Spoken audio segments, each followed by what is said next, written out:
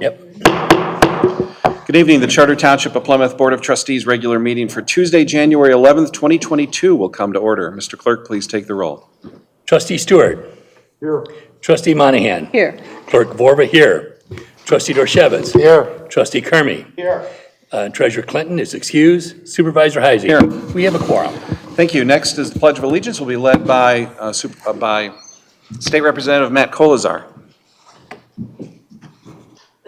Allegiance to the flag of the United States of America and to the republic for which it stands, one nation, under God, indivisible, with liberty and justice for all. Okay, item C is approval of tonight's agenda. Mr. Supervisor. Mr. Clerk. I move for the approval of the agenda for Tuesday, January 11th, 2022. Motion's made by Clerk Vorba. Is there a second? Second. Second by Trustee Monahan. All those in favor signify by saying aye. Aye.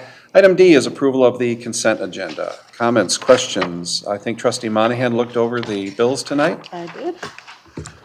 No comments or Nope. questions? Nope. Okay. Need a motion to approve the consent agenda. Mr. Supervisor. Mr. Clerk. I move for the approval of the consent agenda for Tuesday, January 11th, 2022. Motion's made by Clerk Vorba. Is there a second? Second. Second by Trustee Monahan. All those in favor signify by saying aye. Aye. Okay.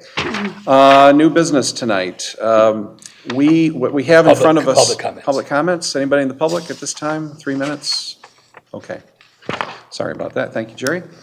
Item F is new business. So tonight is really a kind of a glorified study session. We've paid the bills for tonight and done some other administrative matters. Our original game plan tonight was to go over the annual goals, review and discuss, and we're going to continue to do that, but there's been a major change in federal COVID funding policy, which has developed on Friday, which is going to really influence a lot of our decisions here tonight. So over the weekend and at various other times, I've been sending the board via email information on these changes as soon as we get them. Today, I participated in a Zoom seminar regarding the changes to the American Rescue Plan Act funding for local governments. I've provided you with a 16-page summary of all of that. I still have not gone through every page. If you have, congratulations, but there's still some items that we want to digest there. Because of the changes in the COVID funding, I've asked Colleen Pober, our friend from Representative Stevens' office. I'm giving everybody promotions tonight, or demotions, I don't know, it depends. So Colleen's here tonight to give us an update on what the changes are and kind of confirm or deny some of the other things that we've heard out there. So if you could just come forward at this time. I know you're on a schedule, and I appreciate you coming out tonight on really short notice. So let me kind of tee it up by saying that the federal government, as we know, has distributed ARPA money, which is the American Rescue Plan Act, also known, we call it COVID funding here too, to virtually every community in America that wanted it. And so we applied for it, and we're going to receive $2.8 million of federal money. We've already received $1.4 million, and we'll receive the rest of it in 2023. So, as you know, we were wrestling with a couple major issues with the COVID funding, and one was, where do we spend it? The federal government gave us some very narrow areas in which we could spend it. Some of it didn't even apply to us, like broadband funding. I found out that was a big deal up north today, but it certainly doesn't impact us. So it was very, very strict on where we could spend it, what some of the justifications would need to be, et cetera. But the other thing that really tripped us up was the fact that the federal government viewed special assessment districts as revenue to the township. And as we know, special assessment districts are voluntary. They're requested by residents, by a homeowners association, or by a neighborhood, and all we are is a pass-through. We hire the engineers, we perform the work, we collect the fee, we process the fee, and we pay the contractors. Well, that fee, that revenue that we collect was seen as real revenue by the federal government. So we were severely penalized as a result of that. So I've been hounding your office almost weekly. I think I gave, Almost about it. It was every single week. I think I gave you a break over the holidays, but that was about it. We also worked on a joint letter to the Secretary of the Treasury to voice our concerns. So the good news here is that we have, the federal government, I think, just kind of threw up their hands and said, okay, if you have received, if you've received funding, you can claim the first $10 million of your funding, assuming you got that kind of money, and basically spend it any way you want. Or you can go back to the revenue formula that was originally suggested by the federal government. So we are not getting $10 million, okay? We are still getting the $2.8 million, but we can now effectively use that money in virtually any way we want, as long as it's considered a government service, which is incredibly broad.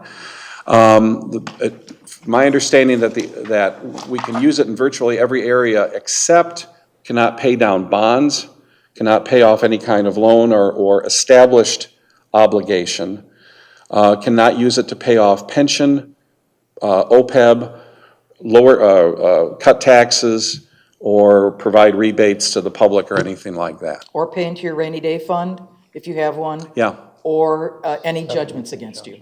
Right. Settlements or judgments. Settlements or judgments, and I think from a financing standpoint, Ginger's not here tonight, but on the seminar I was on today, they basically said for your finance people, you do not put this money into your rainy day fund or in your General in your fund. general fund. You just, Correct. well, you keep it off. Yeah, it's basically a separate fund that you draw down from, because at some point, the federal government is going to want to know Accounting. where you spend it. We have until the end of 2024 to obligate the money, and we have until the end of 26 to spend it. Correct. So one of the things the MTA told us tonight was, don't spend it all in one day, take your time, think it through. So tonight, I know we have this discussion about the sidewalk gap, and I think Jeremy and I are still looking for direction on where you would like to go with that. But as you recall, addressing the sidewalk gap issue was a big concern for us, and one of the things that we were set out to do under the old rules. So, have a nice night. So have we missed anything? I mean, what other? I mean, we've talked about this 500 times since the money got announced almost a year ago, you and I. And you should all know that the supervisor has been relentless in his advocacy for this community. He has pounded me about the Head and Shoulders every single week and taught me about this whole special assessment district glitch that really only applies to Michigan townships. And quite frankly, you're the only township that I heard about it from. So, but I think it mattered. And I don't think that the federal government necessarily threw up its hands. I do think that this is a miracle that this went the way that it did, because it was pretty unintentionally restrictive, right? And the government said, the Treasury said, well, we don't really want to be, we're trying to give the municipalities as much flexibility in using this money as possible. That's our number one objective.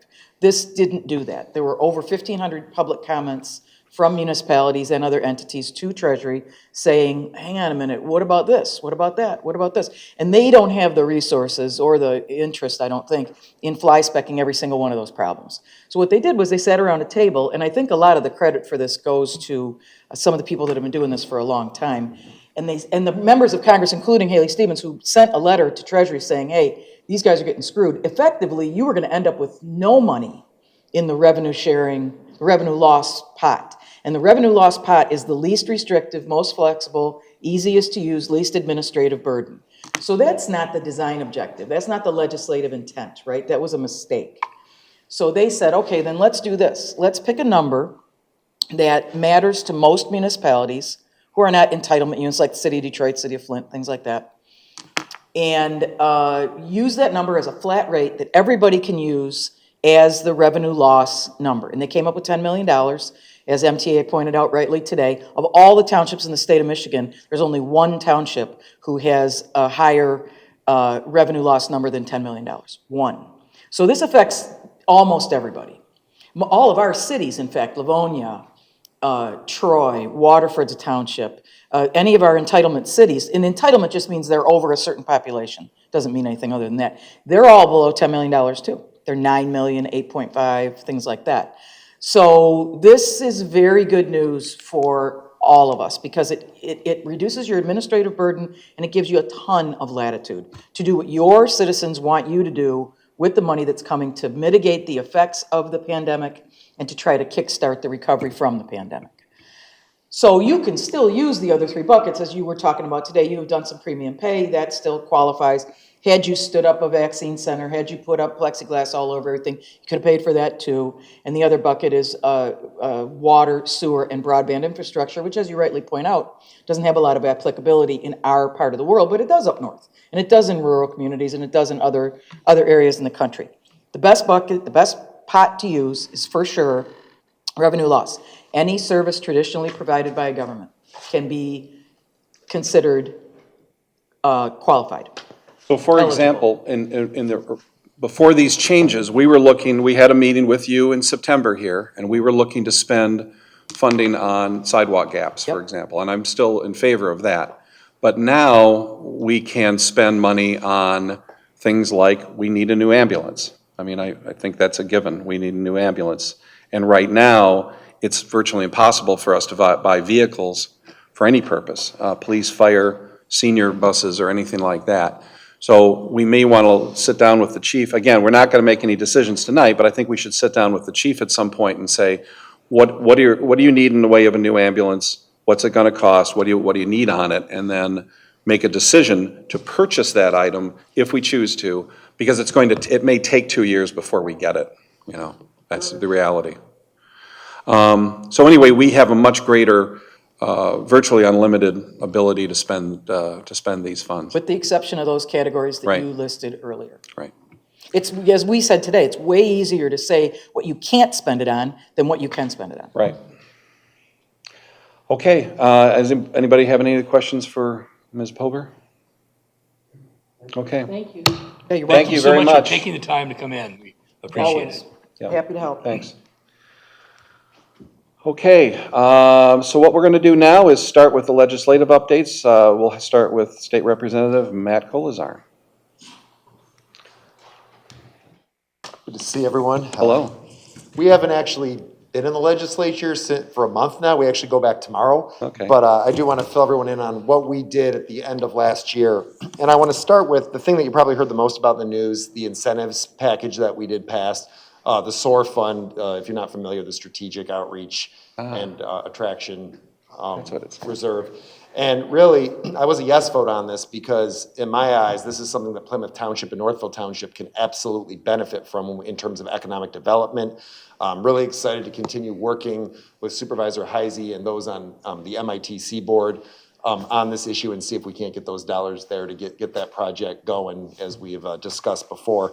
So that was a big thing that we had. It was basically $1 billion put into a fund. The first major player in that fund is GM. They're building a battery plant up in Lansing, is what it looks like. And so that's kind of the first one to see, but again, there's still gonna be a lot more to go around. So that's gonna be the big deal going forward that we passed just last month. Do you know the process for what's the process for asking for the money? I understand it's in the MEDC, but what do we need to do to get their attention? That's what I'm gonna be getting into this Okay. week, because we just passed it right before break. So my plan is to get him really, kind of get in elbows deep to figure out what we need to do and get it onto you guys so we can get the ball rolling.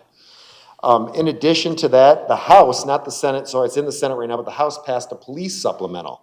And what this is you're talking $57.5 million for Move to Michigan incentives for police officers. Basically what it would do is police officers could move to Michigan and still retain their out-of-state pensions.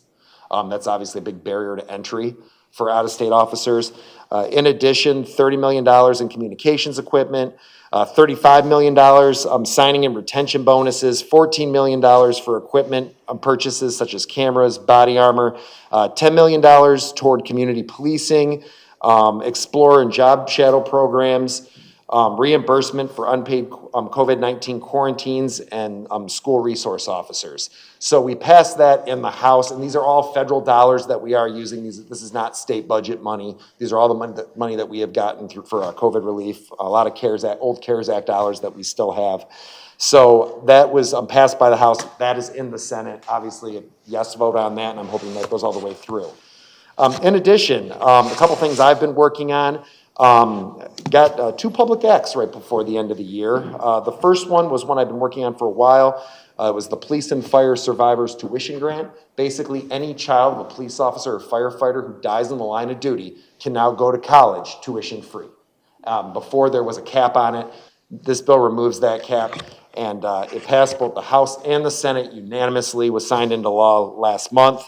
In addition, sorry for this one for anyone who uses the filing fee, but filing fees that candidates pay, that $100 that you pay to get your name on the ballot if you don't get your signatures, that is no longer going to be refundable.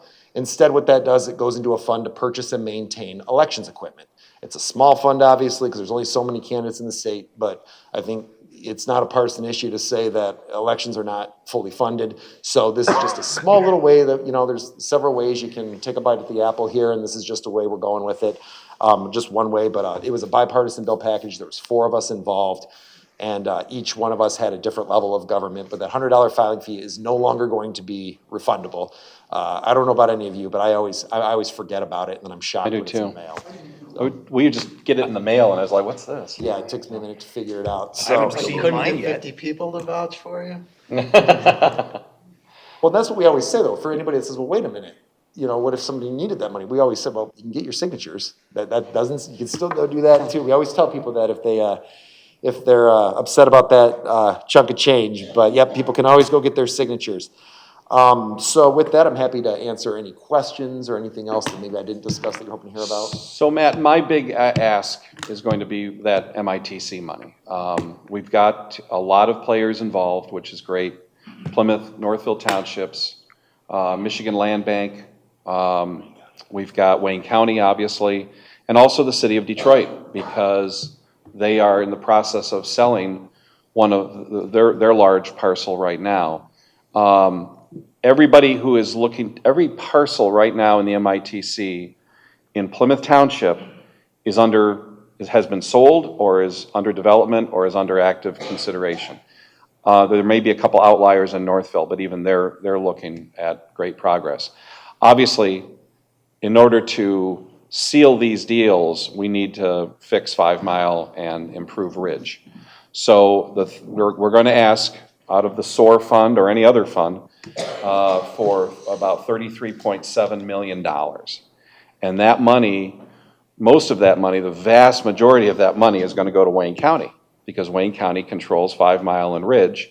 And so Wayne County DPS is going to be getting the funds to do the road work. There will be some sewer work involved. The good news is it's not as bad as we thought it was going to be, because this developer who's going to take over the Detroit site, they are looking to build as of today, a 1.7 million square foot warehousing and distribution facility, which is going to involve a lot of truck traffic, a lot of people, a lot of vehicles and whatnot. So they obviously want a good road, and they don't need all the sewer systems that we thought were originally contemplated. So long story short, we're going to be making a full court press with Wayne County and everybody else starting now, using Wayne County's assets, their lobbyists, Khalil and Dave Schreiber and the whole economic development team. And we're going to do whatever we can to secure just that small amount of money out of that $1 billion fund. And I know a lot of that $1 billion is earmarked for small businesses and some other things. So maybe we're talking about only a $400 million pot, but I think that I think the state can spare that. Especially since the state of Michigan is one of the largest landowners in the MITC with the old Tohoku prison site. So they need to make that a success. And this would be a huge success for all of us. Yep, absolutely, and it's something that I know when we were talking about the $1 million that we had in the last budget for the biggest first of all, you've done a fantastic job of, everybody knows about it up there. So you and the board have done a great job of communicating about it up in Lansing. It's very well known about. I'll continue to do my part to advocate for it as well, and let's get it done. Absolutely. It's something that I think we all know could really be big things here for Plymouth and Northville. The I-275 project continues to move forward. Obviously, that's an MDOT project. We have a very good relationship with MDOT, so we want to keep that going. I also know that MDOT's looking to do repave Ann Arbor Road between Napier and Canton Center this year. So we're coordinating with them as well. So they've been very good to work with, frankly. I know, I don't think I've ever seen a bigger celebration than out of the Lake Point neighborhood when 5 Mile finally opened back up after over 275. So we're all happy to see that progress. Everything looks great. Yeah. Okay, any questions for Yes. Representative? Yes. What is the plan to recover the $4 billion of fraud from unemployment that we surprisingly found out about a few weeks ago? So I know that they're having some oversight committee meetings about that issue. Those are still gonna be through hearings. We'll see what happens going forward, but I know the chair, Steve Johnson, is looking into that on oversight. But it's in committee right now. All right, since we have a lot of money, can we lower the state income tax back to what it was in 2007, to 3.9% instead of 4.2? I haven't heard anyone have that conversation, but I'll be happy to keep my ears open and see if anyone is having that conversation. Well, maybe you could propose it, sponsor the bill. That could be fun.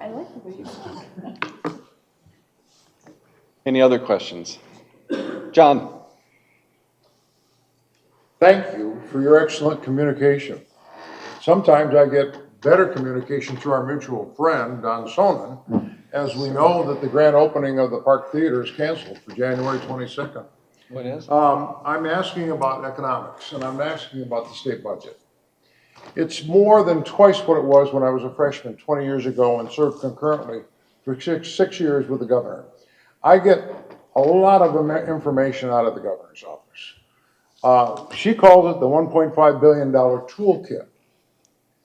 I would appreciate any direct information you can send to my law office about the SOAR grant that Plymouth Township has applied for, and any other positive stories. Now, the macro picture is there's $70 billion. Denisha was a little surprised when I said there's an avalanche of money. That is more than twice what the whole state budget was 20 years ago. We have a $17 billion school aid fund that's dedicated. That's wonderful. That's really good with what they've been going through. But I would appreciate your direct communication regarding the status of the SOAR grant and regarding any other, just for the sake of semantics, what is it the Whitmer $1.5 billion toolkit for economic development? What do you call it? So the SOAR fund has been pretty much just the name we all call it, but the biggest thing I think to point out, the most high level thing I can comment on with it right now is that at the end of the day, one thing we were discovering, I think Ford was that alarm bell that we all saw when they left. Right, it was a response to what happened, Ford going south. If we're gonna play ball, we either are or we're not. Other states are playing ball, and if we don't, then we're gonna lose a lot more. And that was the number one thing. And I know that with the SOAR fund, they are hoping that, I know there's I think at least 3 big companies that are interested in seeing if they can make something work. But for me, to Supervisor Heisey's point, we're asking for a very small amount relative to the larger amount. And it's No, important just to excuse me a second. When you say we, are you talking about the 31 I'm saying million us here locally, that this community. Supervisor Heisey's made us aware of? Yeah. Okay, are there other grants? Or did they jump on it right away? Is that, Well, I think that's the big one that everyone's talking about right now. I know you guys leave no stone unturned. No, there's other grants out there, and this is just the biggest ask, the biggest single ask. I know we've been working with Wayne County. For example, I mean, Matt got us $1 million last year for the MITC, for administrative overhead. We're working with Wayne County on a variety of other grants, some of them that are more infrastructure road related. So there's lots of different pots out there, but this is clearly the biggest pot that I've seen in, decades.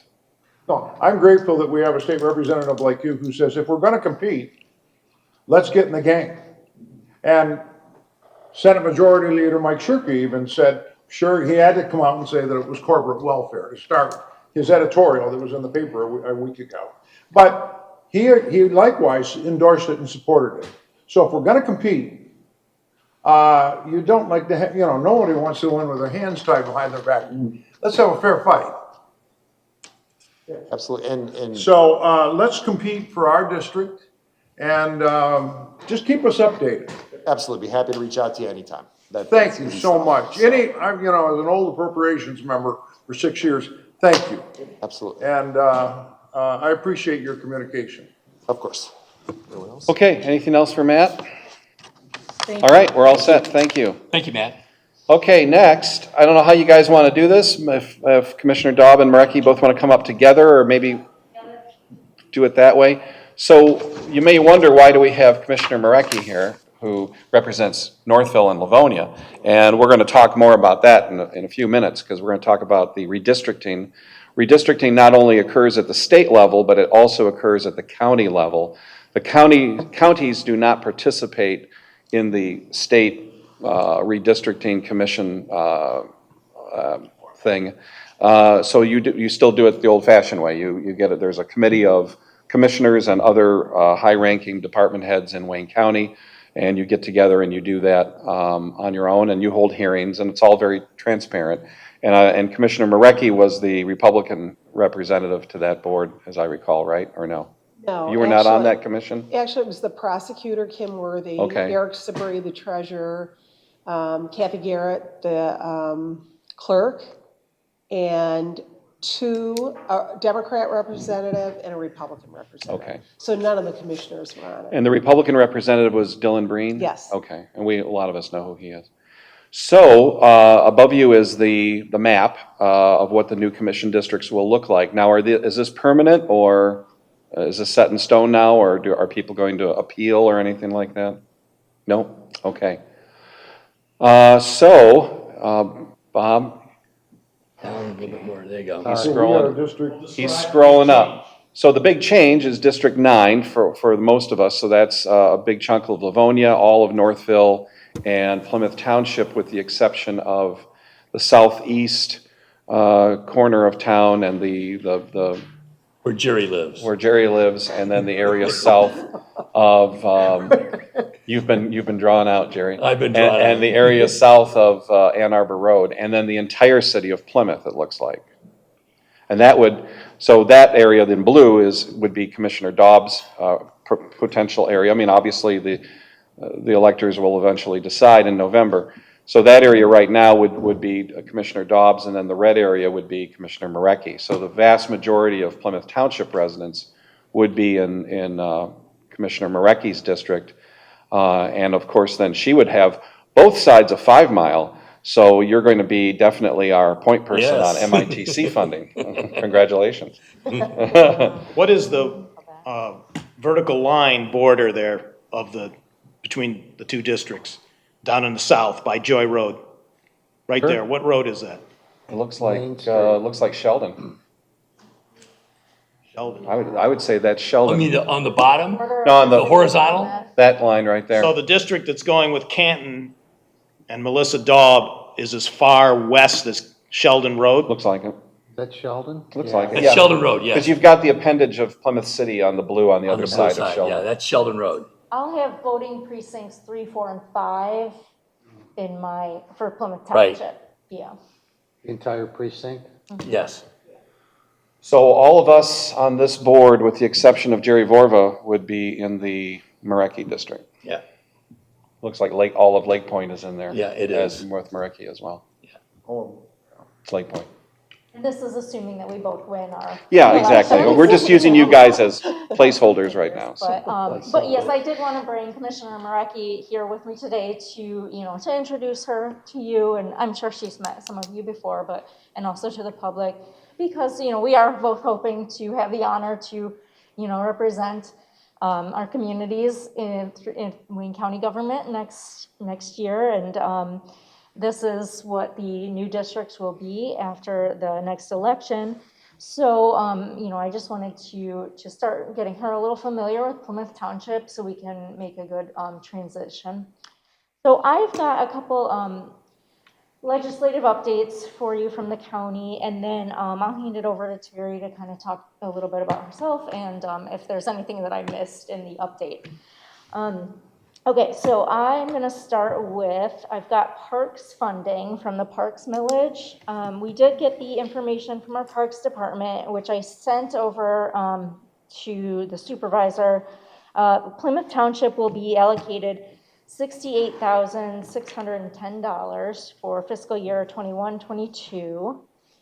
And so that'll be up to you guys to decide what to do, and just let us know what your project is, and then we can get that approved. Our roads projects for 2022 have not been announced yet.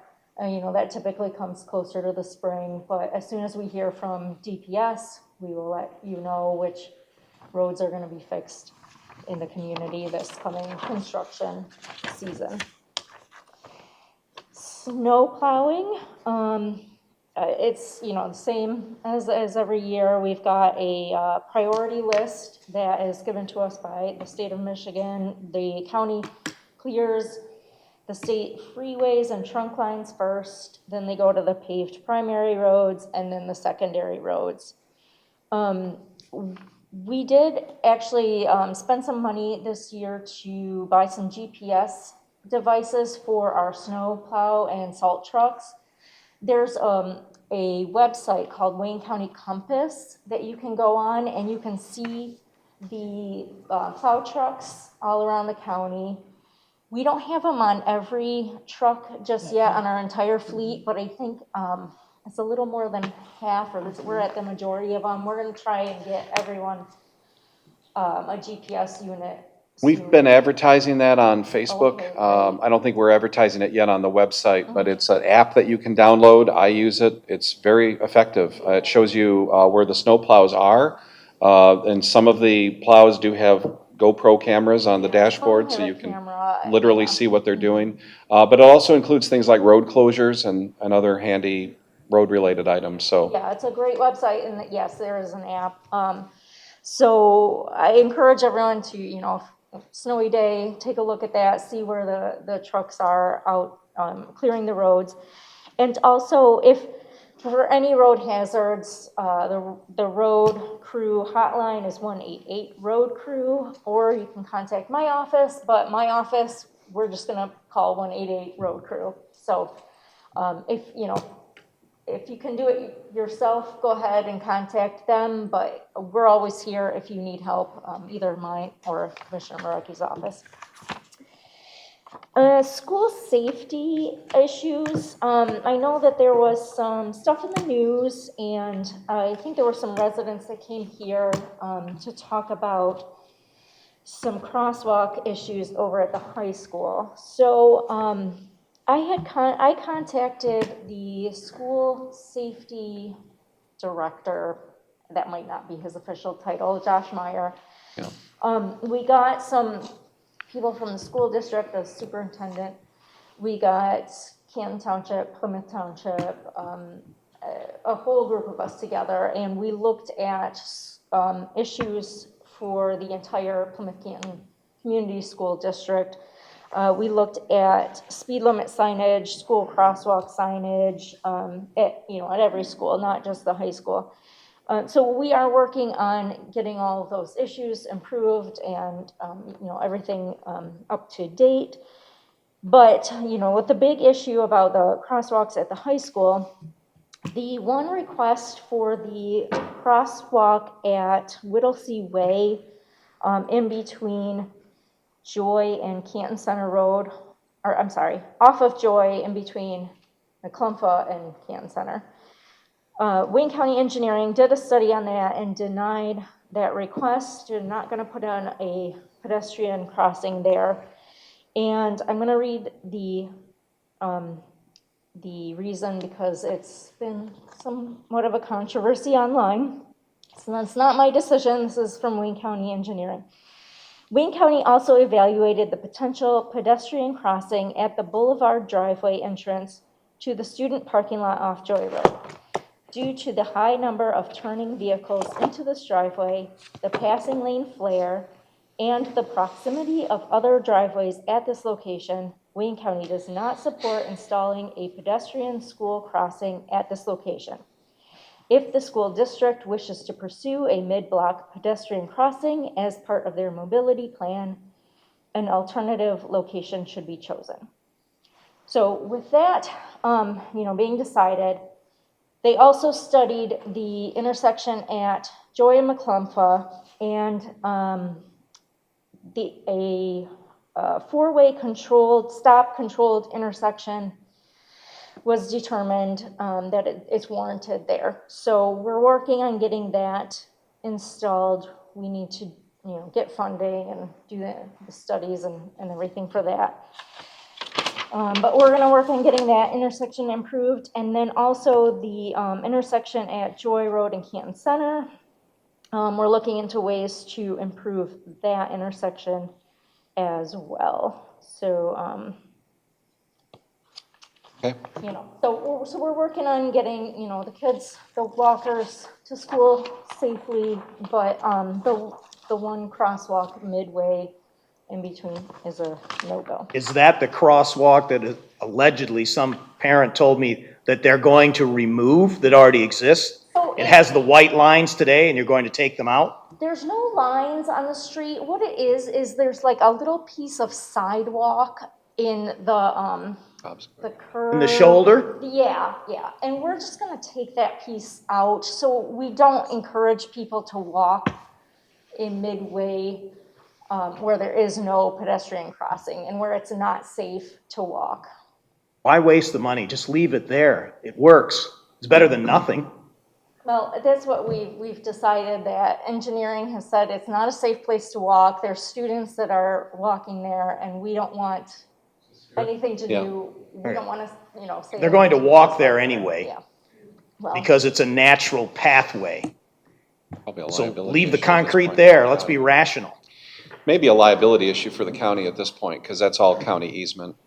But I don't know. I don't know. what Been the there for so long. Rationale was. studied it though, so you probably. Well, there was a time when Whittlesey Way, went into Oh, Joy this is Road. the map. Yeah, And it then was turned blocked off because of students Yeah. using it to park in Right? illegally. That's why it was blocked off to Joy Road. And the sidewalk currently dumps right across the street from the entrance to the Salem parking lot or Right. the Canton parking lot, Yeah. so. But that's that a- extension of sidewalk was deliberately put there when it was closed, I don't know about that. or but- it was there before.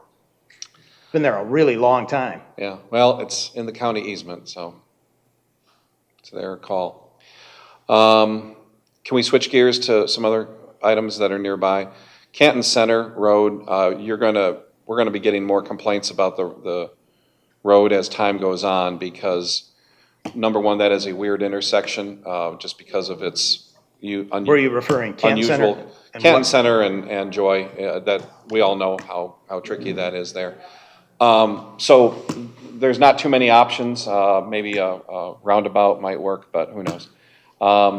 But Canton Center Road is a dirt road there to the north, and we have significant residential development going in, just to the north of there. And, I'm sure that we will get more complaints in the future about Canton Center being a dirt road. And if the county has ARPA money and COVID money, that would be a great use for that, to pave it and put in sidewalks. On snow plowing, another complaint that I get a lot is McClumpha between Joy Road and Ann Arbor Road. It's a major thoroughfare for the school traffic and bus traffic, and it rarely gets plowed in a timely manner. So we continue to get complaints about that. Bus routes should be a high priority in most parts of the state. It is, The bus routes are number one. as a rule. Yeah, so may we adopt some of that here in Wayne County or in Plymouth Township? I don't know. So Commissioner Marecki is the chair of the Committee on Public Services. I'm the vice chair. So, we work together on a lot of those issues. We could certainly bring it up in committee and propose it to them. We're not in charge of that department by any means, but we can try. You're in charge of the money. And Is Wayne County aware of what the bus routes are in this area?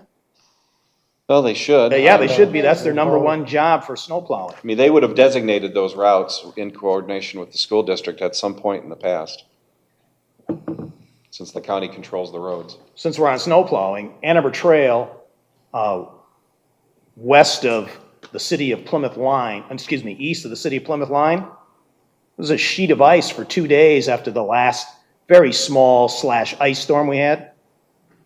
It's just not acceptable. Plymouth Township residents, their number one, generally their number two place that they donate their tax money to is Wayne County. We pay a lot of taxes to Wayne County, and we are not getting our fair share of service, especially when it comes to roads and drainage.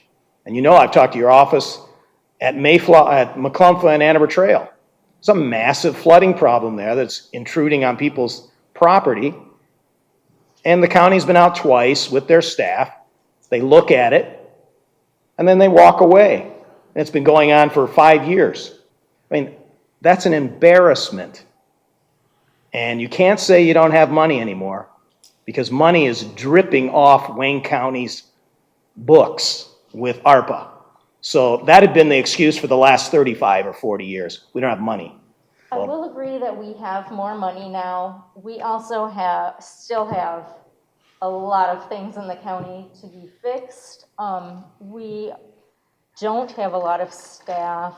I mean, that's a problem throughout the entire state and throughout the entire country. Materials, there's a material shortage. Yeah, I agree with you, but again, the county commissioners, we are not in charge of the Department of Public Services. That falls under the county executive. So, you know, we approve the contracts, but we don't tell them which roads to fix. We don't tell them what to do. We can ask, we can request. So the commission just gives them money and paychecks, and they do what they want. I can't sell that when people are beating me up all day long, saying, why isn't my road, this big pothole is in my road, or my house is within 10 feet of flooding from a ditch, that every time we get a heavy rain in February and March especially. I can't give that answer. Maybe we don't give them pay raises. I'm in the same spot as you. You know, I get the same calls, and I don't have a good answer. Wow. I mean, it just seems so un-American that we're hands up in the air. We have are these people appointed? These department heads are appointed, right? By the county executive? And you approve their pay? You don't set their pay? Through a budget? Not necessarily. Anyway, the frustration in Plymouth Township is rising because of the very poor road, trees. We're not even trimming trees over county roads. They're dangling so that tall trucks are breaking the limbs off. And you know, Like I might garbage add trucks. with that, if that is happening, hopefully people are reporting that. Well, they right to the are. county. Yeah. Well, we had one incident with a tree in an easement where the lady said the part of the tree fell on her kid. Took forever to get it cleaned up on Tavistock Road.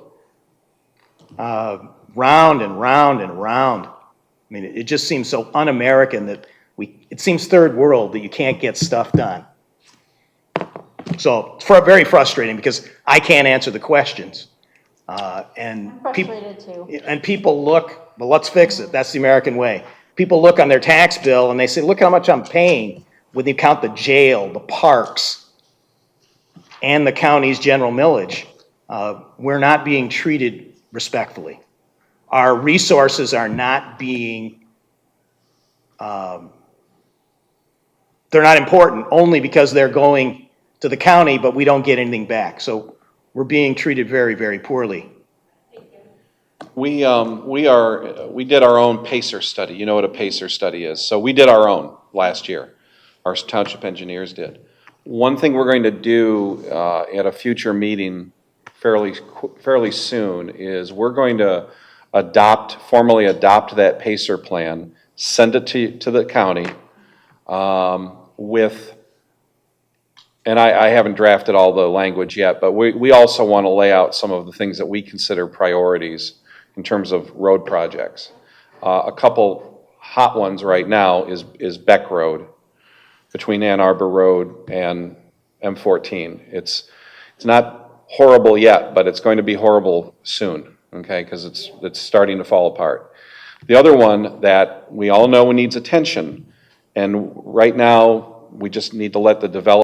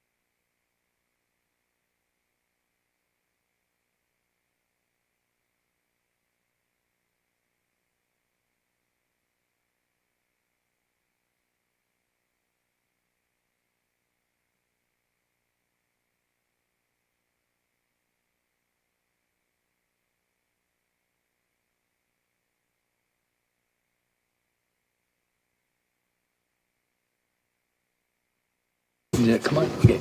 Also, I had sent your office, Commissioner Dodd, and thank you for being responsive too. Concerning Hines Drive, the two bridges that were out for almost 2 seasons. And the reason they were out because someone in the county failed to do the inspections on those. And they became in such terrible disrepair that they were unsafe to traverse. And so they closed it off for a couple seasons, and then Dodd did a temporary repair. But at this point, our fire chief will not allow our fire trucks to go over that fully loaded because it's just not safe.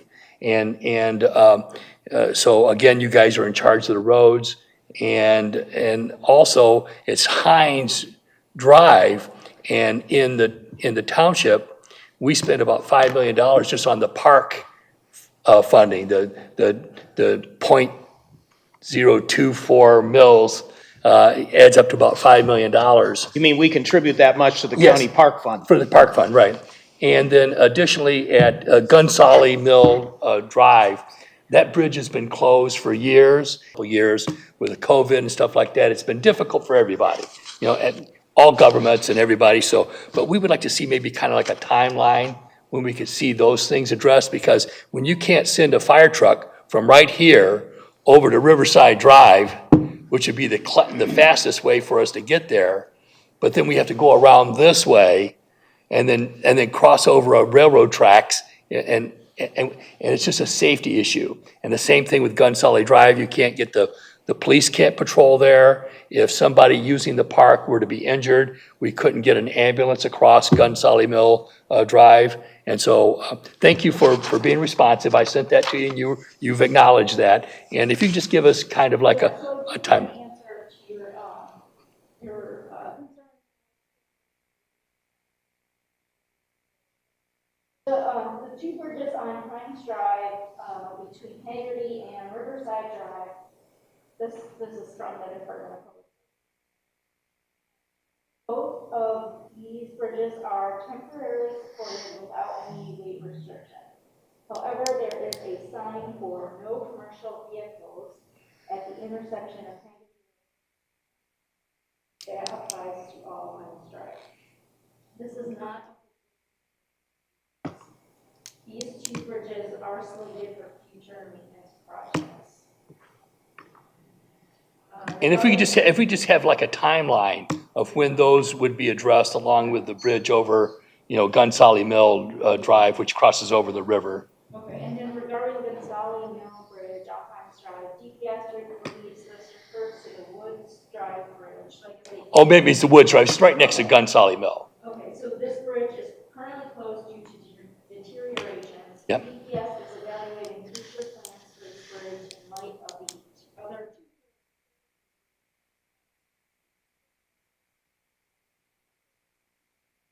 DPS notes that there is another access point to the park further south. Yeah, but again, it's closed off. It's deteriorating is a kind word. Jerry, is that bridge in the city of Plymouth? No, it's real close to the city of Plymouth. All right. So I mean, if you were to add the city's park money to this, you'd be like $7.5 million. And people can't access that Woods Drive. And I should have known it was Woods Drive because I was a police officer for 10 years and drove down that. But it's next to Gun Sully Mill. And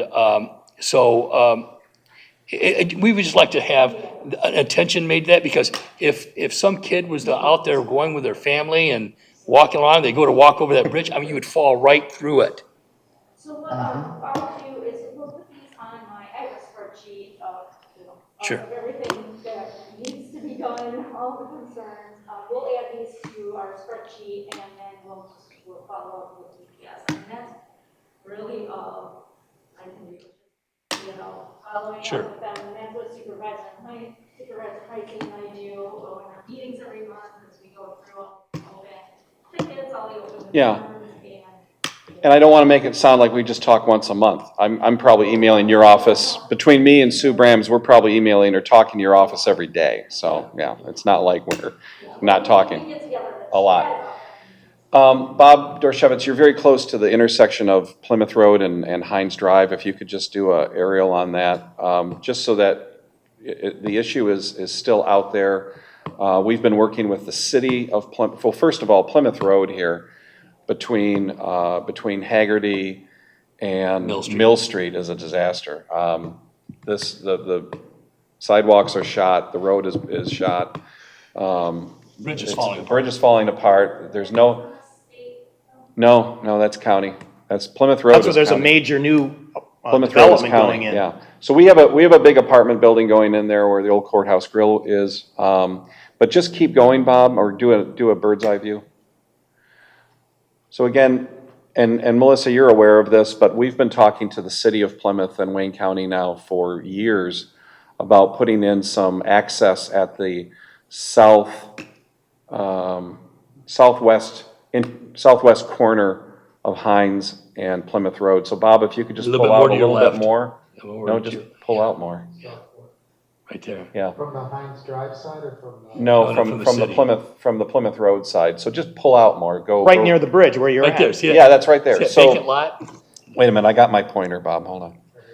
So, this is, remember the folks, there was an old apartment complex here burned that down. burned down in like 2011 or 2012. This is all in the city of Plymouth here, okay? So, the city has been working with the developer who's doing the homes up here near Starkweather to, and he owns this area as well.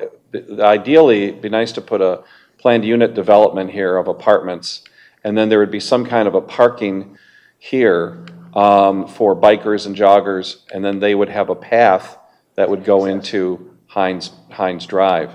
So it would involve the city and also Wayne County, and it's a money issue as well, but we would really have to work with the developer. So Bob, if you zone out a little bit more, zoom out, hopefully you're not zoned out.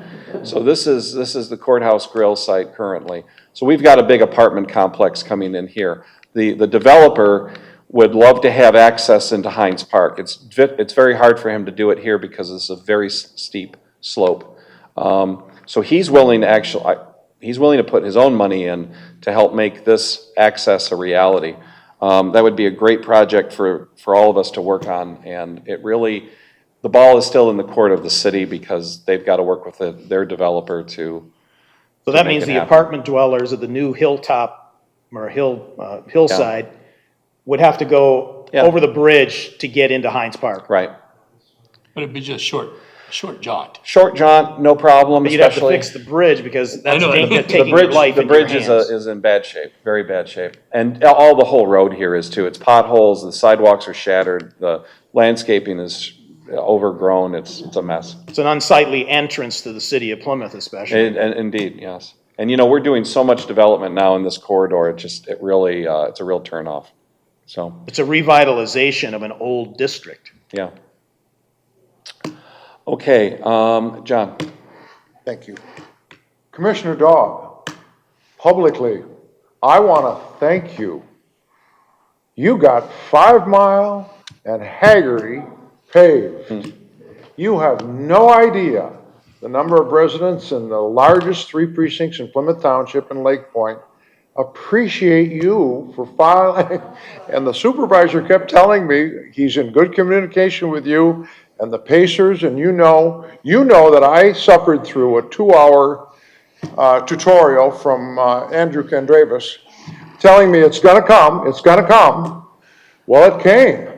And there's a Kroger up there on the corner.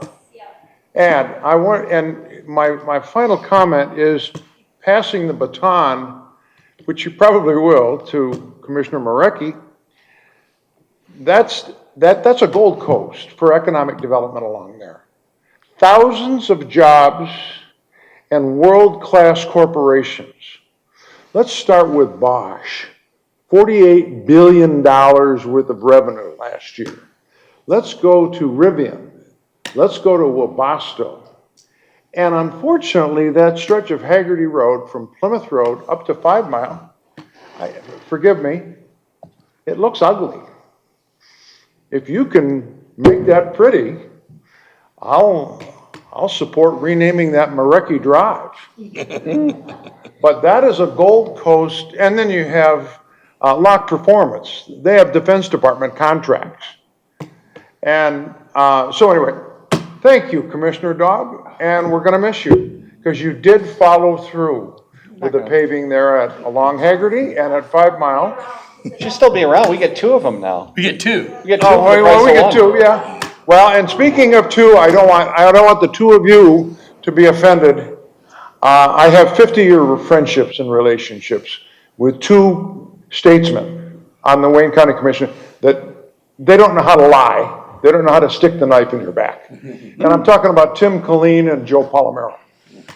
So I would be glad to work with them and work with you to get anything for Plymouth Township. And please say hello to them for me. I think you 2 are the only commissioners who are not former state reps or state senators. I think that's true. It's a little, that's where state representatives go to die, other than the Plymouth Township board, so. So. Okay. Update, but I wanted to let Commissioner Marecki kind of introduce herself and. Just one more gripe on my part, and again, this is more of a regional issue, and I know it's not your fault, but we need to put it on your radar. The railroad crossings in western Wayne County are shambles. I know that's CSX, I know that's federal law and all that jazz, but man, they are, you have to basically come to a complete stop and hope that you don't fall in, so. And that's the city too, so it's us and the city. And Canton Township, Joy Road, Joy and Haggerty is a disaster there too. And I know that's CSX, but anything we can do to put the pressure on them, it's really bad. I lost a partial muffler on my car a couple days ago on Joy, so. So Terry, welcome aboard. You really still want this job with us? I don't know. We're easy. So thank you, and I really appreciate Commissioner Dow's information tonight. It's very gracious of her because she has many months left for all of you, so I appreciate her.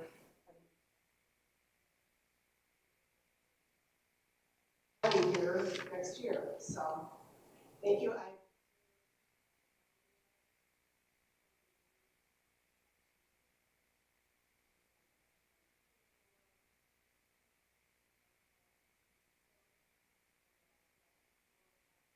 After she went on to state rep back in 2015, so I've been in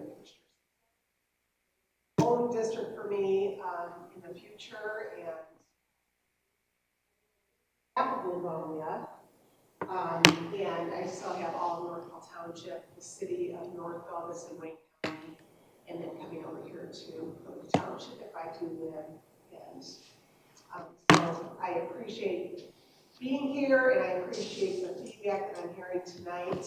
And townships are tough for commissioners because you're so dependent on Wayne County. I mean, it's a tough. Everything that you want to do, there's 43 communities in Wayne County. Everybody wants their piece of the pie, and we do.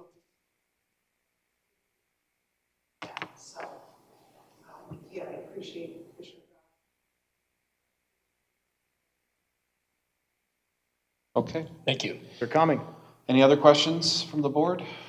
Okay, we're going to move on. Thank you very much. Thank you. Have a great night. All right, so what we're going to do now is, I have a very active microphone here. What we're going to do is move into the goal setting meeting. So for trustees Monahan and Stewart, this is not your first time doing the goal setting meeting. And basically the way it's done is every January I put together a list of suggested goals based on my recommendations, personal recommendations, feedback that I get from department heads, in some cases even the public, and of course many of you have also contributed to this list. What we do tonight is, well, I got a really hot mic, so what we do tonight is we just go through them quickly, line by line, item by item, try to answer any questions that you might have. We can knock things out tonight, we can add, subtract, whatever you want to do. And then what we'll do is we will send you a grid similar to the grid that we used for this year. Mark Clinton always did that for us, and he would rank them all based on your feedback. So I will go back and see how Mark did it, but I think what we did last year was we did our top 5, I think, or something like that. Yeah, Mark assembled them. High, very high, not so high. But we'll get that back to you, and then if you could send us that information, then Sue and I will recreate the grid based on priorities. I don't have my full folder from last time, but I know that we did rank them by very high, medium, and moderate and low. Bob, I think there were like 5 categories. Yeah, it's in the packet. I'm just trying to find the Yeah, but 2 pages in there from 2021. yeah, but that was just the ranking sheet. That wasn't the. Oh, you were looking for the actual goals? No, it was. See, what we did is we had very high and high, and that's all I have in this agenda pack. Mark and I also had. There was 5. There were like 5 categories. There was low, and then I think there was medium. So the scorecard only reflects very high and high, but I think there were 4 categories. 4 or 5, I think. Maybe 5. We can go back and check. So, well, I'll get you that information. So what Mark did last year is he He put all that together, ranked them based on our feedback, and then that you guys do individually, not collaboratively, but then you send that back to us via email, and then at our next meeting, we'll actually we'll look at the rankings, and we will adopt the goals. It looks like we've got quite a few done here. Yeah, now I modified this list from our last meeting because I know Chuck had correctly pointed out there were certain things here that really were either ongoing or not needed. So rather than saying that we didn't do it, we did some self-examination and said, yeah, it's not necessarily a matter that we didn't do something, but that we either delayed it or we've either delayed or it's an ongoing process. Well, Stewart and Monahan participated in this in Last time. 2021. Yeah, they did. Yeah, all right. Yeah. No So I'm just saying relation. that, just to refresh everybody's memory, I mean, we've done it 6 times now, so. So anyway, this was from last year's goals, and we went over that at our last board meeting too. So there's really been very few changes other than I took some of the things that said didn't do, and I've made them either not needed or ongoing or delayed. Right. So I'd like to dive into the suggested goals for 2022. Bob, if you could bring that up. And Bob, maybe you're our IT czar here, maybe you could help us with that grid when the time comes. Yeah, yeah. I wouldn't call myself a czar, more like Demigod? more like a deputy. Okay. So goal setting meeting for 2022. Again, these are suggested. Gotcha, Jerry's all choked up again. You got me going. And they're not in any particular No, order, right? absolutely not. These are not prioritized at all. These are just random. And based on scribbles and notes that I take at meetings and things that I've heard from people. So community policing reporting system. We did talk about this last year, but we really wanted to see some other communities, what other communities are doing. I think Farmington Hills has a good system, Novi. There's a couple other communities out there that have some good online reporting services just to see number of people who are being pulled over, arrested, tickets issued, and kind of give us a perspective on how we're doing with respect to the people that we come in contact with. And the chief is aware of that. And Well, that was one of our objectives last year. it was, but we wanted to, it's an ongoing project because I would rather see what other communities are doing rather than go it out on our own. The MMRMA I thought was going to get more involved, and they frankly did not. So I wasn't going to push that any further. Adopt latest international fire code. That is something that the chief wants, that we need to do. We've got a lot of new industries and practices like electric vehicle charging and other things that are out there now that are not currently addressed in our fire code. Is there an investment required? It's, we have to actually adopt the code via resolution, and then we'd probably have to spend some money to actually buy the copies. But no, the inspector, does he have to do some training or go do different things when he visits? No, there's no real investment outside of buying the book, which we've already purchased for about $230. So what's the advantage of doing that again? So we're currently under the IFC 2012, and it does not address a lot of new technologies that have come out in the last decade. And Plymouth Township actually has a number of companies that are at the forefront of this, and they're calling us for safety recommendations that our code just doesn't even speak to. We have hydrogen plants in the township, we have all kinds of test cells, and we need a more robust code that already covers this stuff. Okay. Finalize national accreditation program for police. That we're actually about in our second year of that. We should have that done this year. This year, so. Do you have a spreadsheet that shows what items are left to do? We do, So we can kind of manage it? what we're managing, yes. Okay. I mean, there's a process in place,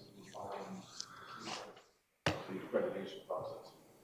All right, I think maybe you want to share that with the board or somebody soon. Well, when it gets to that point. All right. Yeah.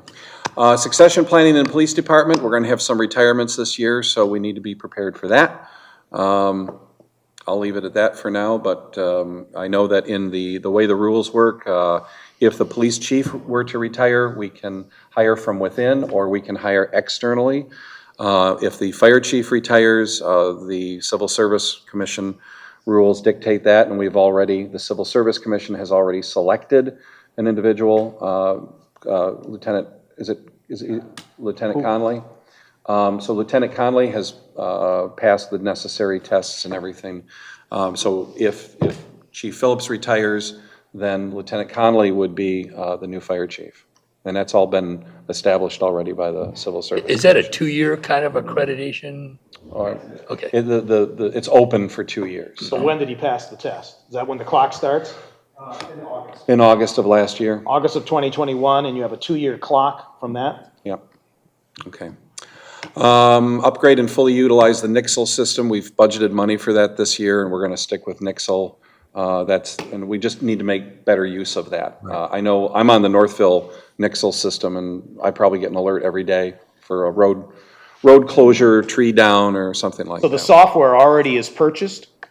It has been, yes. And purchased and updated, so it's an operational thing? Yes. It's a cloud-based service. It's operational right now, but we're not making full use of it yet. I mean, we've budgeted extra money to buy the necessary gadgets to make that happen. So, review service level with HVA. We're going to have a contract renewal at some point, so we'll just have to keep working with the. We just had one in renewed September. it. Is that a year to year, or is that every 2 years? Every 2 years. So we just want to keep an eye on their service level. They're struggling with staffing issues as well, like everybody. So we just want to make sure that they're living up to their commitments. Implement annual first responders award program. We did do that back in 2017, and then we stopped. So I'd like to see if we can recharge that again. Who makes those selections? The chiefs and others. The chiefs, okay. Yeah. We have a committee within the police department. It's really unfortunately become more of a funding issue, and we got into a big hassle last time about funding it and how do we appropriate the money to pay for the food and everything, and it was Oh, you mean just for a banquet? Yeah, well, wouldn't call it a banquet, but we had A a luncheon.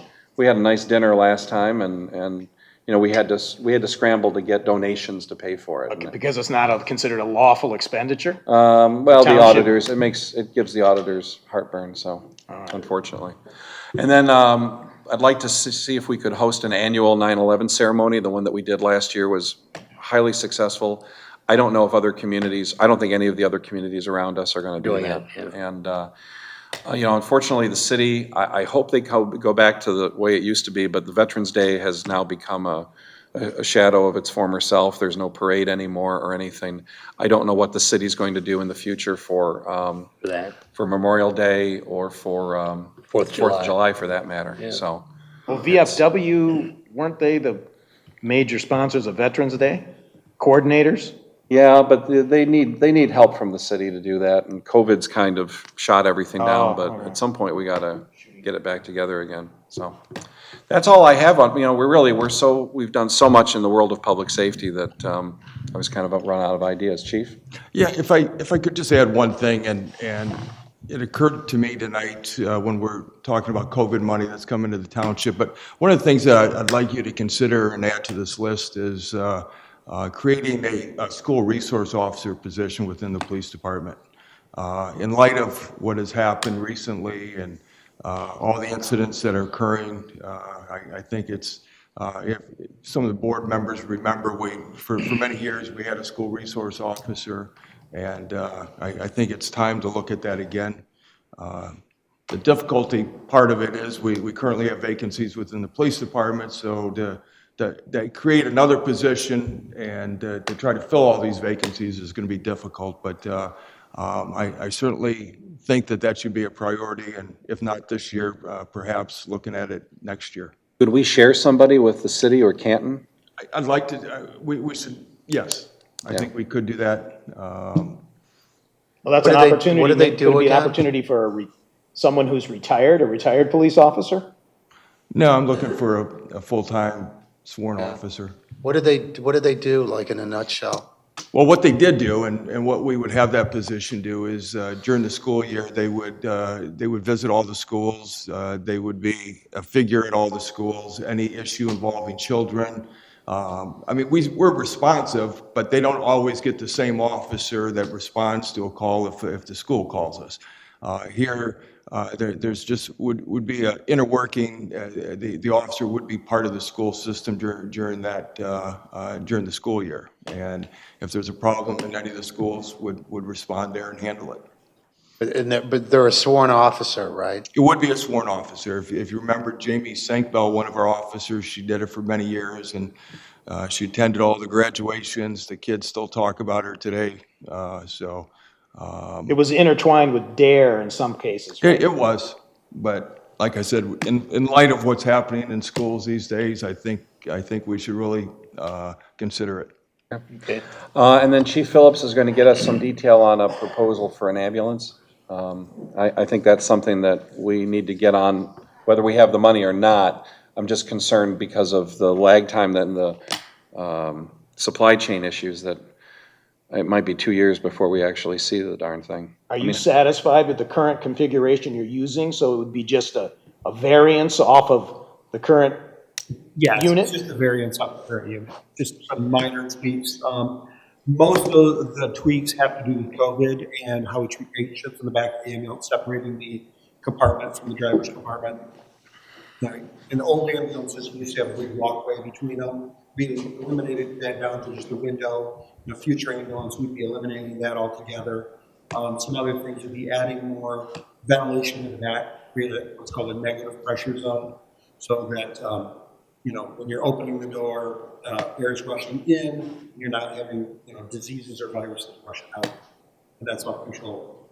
Are you using, the chassis is F350 or 450? F450. We have F550s. We have 2 of them that are about 8 years old, and we have 1 F450, and that's probably where we want to go, the F450. When's the last time we had a new ambulance? We added a new ambulance in 2019, but we want to replace the 2015 ambulances. How many miles on it? Well, because for the most part they stay in the community, they're low mileage, but they're high hours because they drive to the scene, they sit on the scene for a while. I believe about 60 to 70,000 miles on one unit and about 80,000 on the other right now. Yeah, but we've had a lot of maintenance issues with the 2015. Yes, recently we've had a lot with Yeah. the steering. Okay. Steering? Yeah. Do you have an engine hours meter on the chassis? We do. John? I don't know that number off the top of my head. Real quick, I received a copy of a letter from the superintendent thanking Supervisor Heisey and Chief Titterington for the police presence at the park. And I also received some other phone calls from communities north of here. Thank you. I mean, and I think we should put that on record, that there was a plan in place and that police presence. Also in Novi, there was a Saturday morning meeting with the school board and the chief of police and several officers asking the parents and exploring what other ideas they had for school safety. Do you think there'd be a possibility that we could do something like that? Certainly.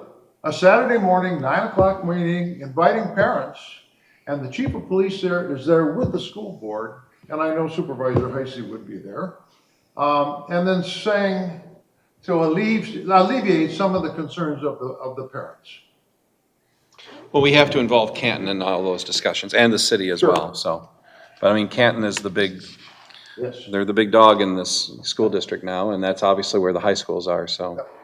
They would have to be. We've never heard, eventually, I'd like to hear what was the outcome of that Thursday threat, but we don't need to talk about it now. That gets into. But I've heard nothing. Operational issues, so maybe talk to the chief about that offline. All right, and again, if you guys have any other suggestions, you can email them to me at some point before we formally adopt all this. So I'm going to move on to infrastructure. Bob, if you can scroll that down. So we have here continue the township-wide sidewalk installation and gap program. We're doing that. We're going to talk more about that later tonight. Improve appearance, access, and landscaping at Ann Arbor Road Rail Overpass. That's the CSX Railroad that crosses over Ann Arbor Road.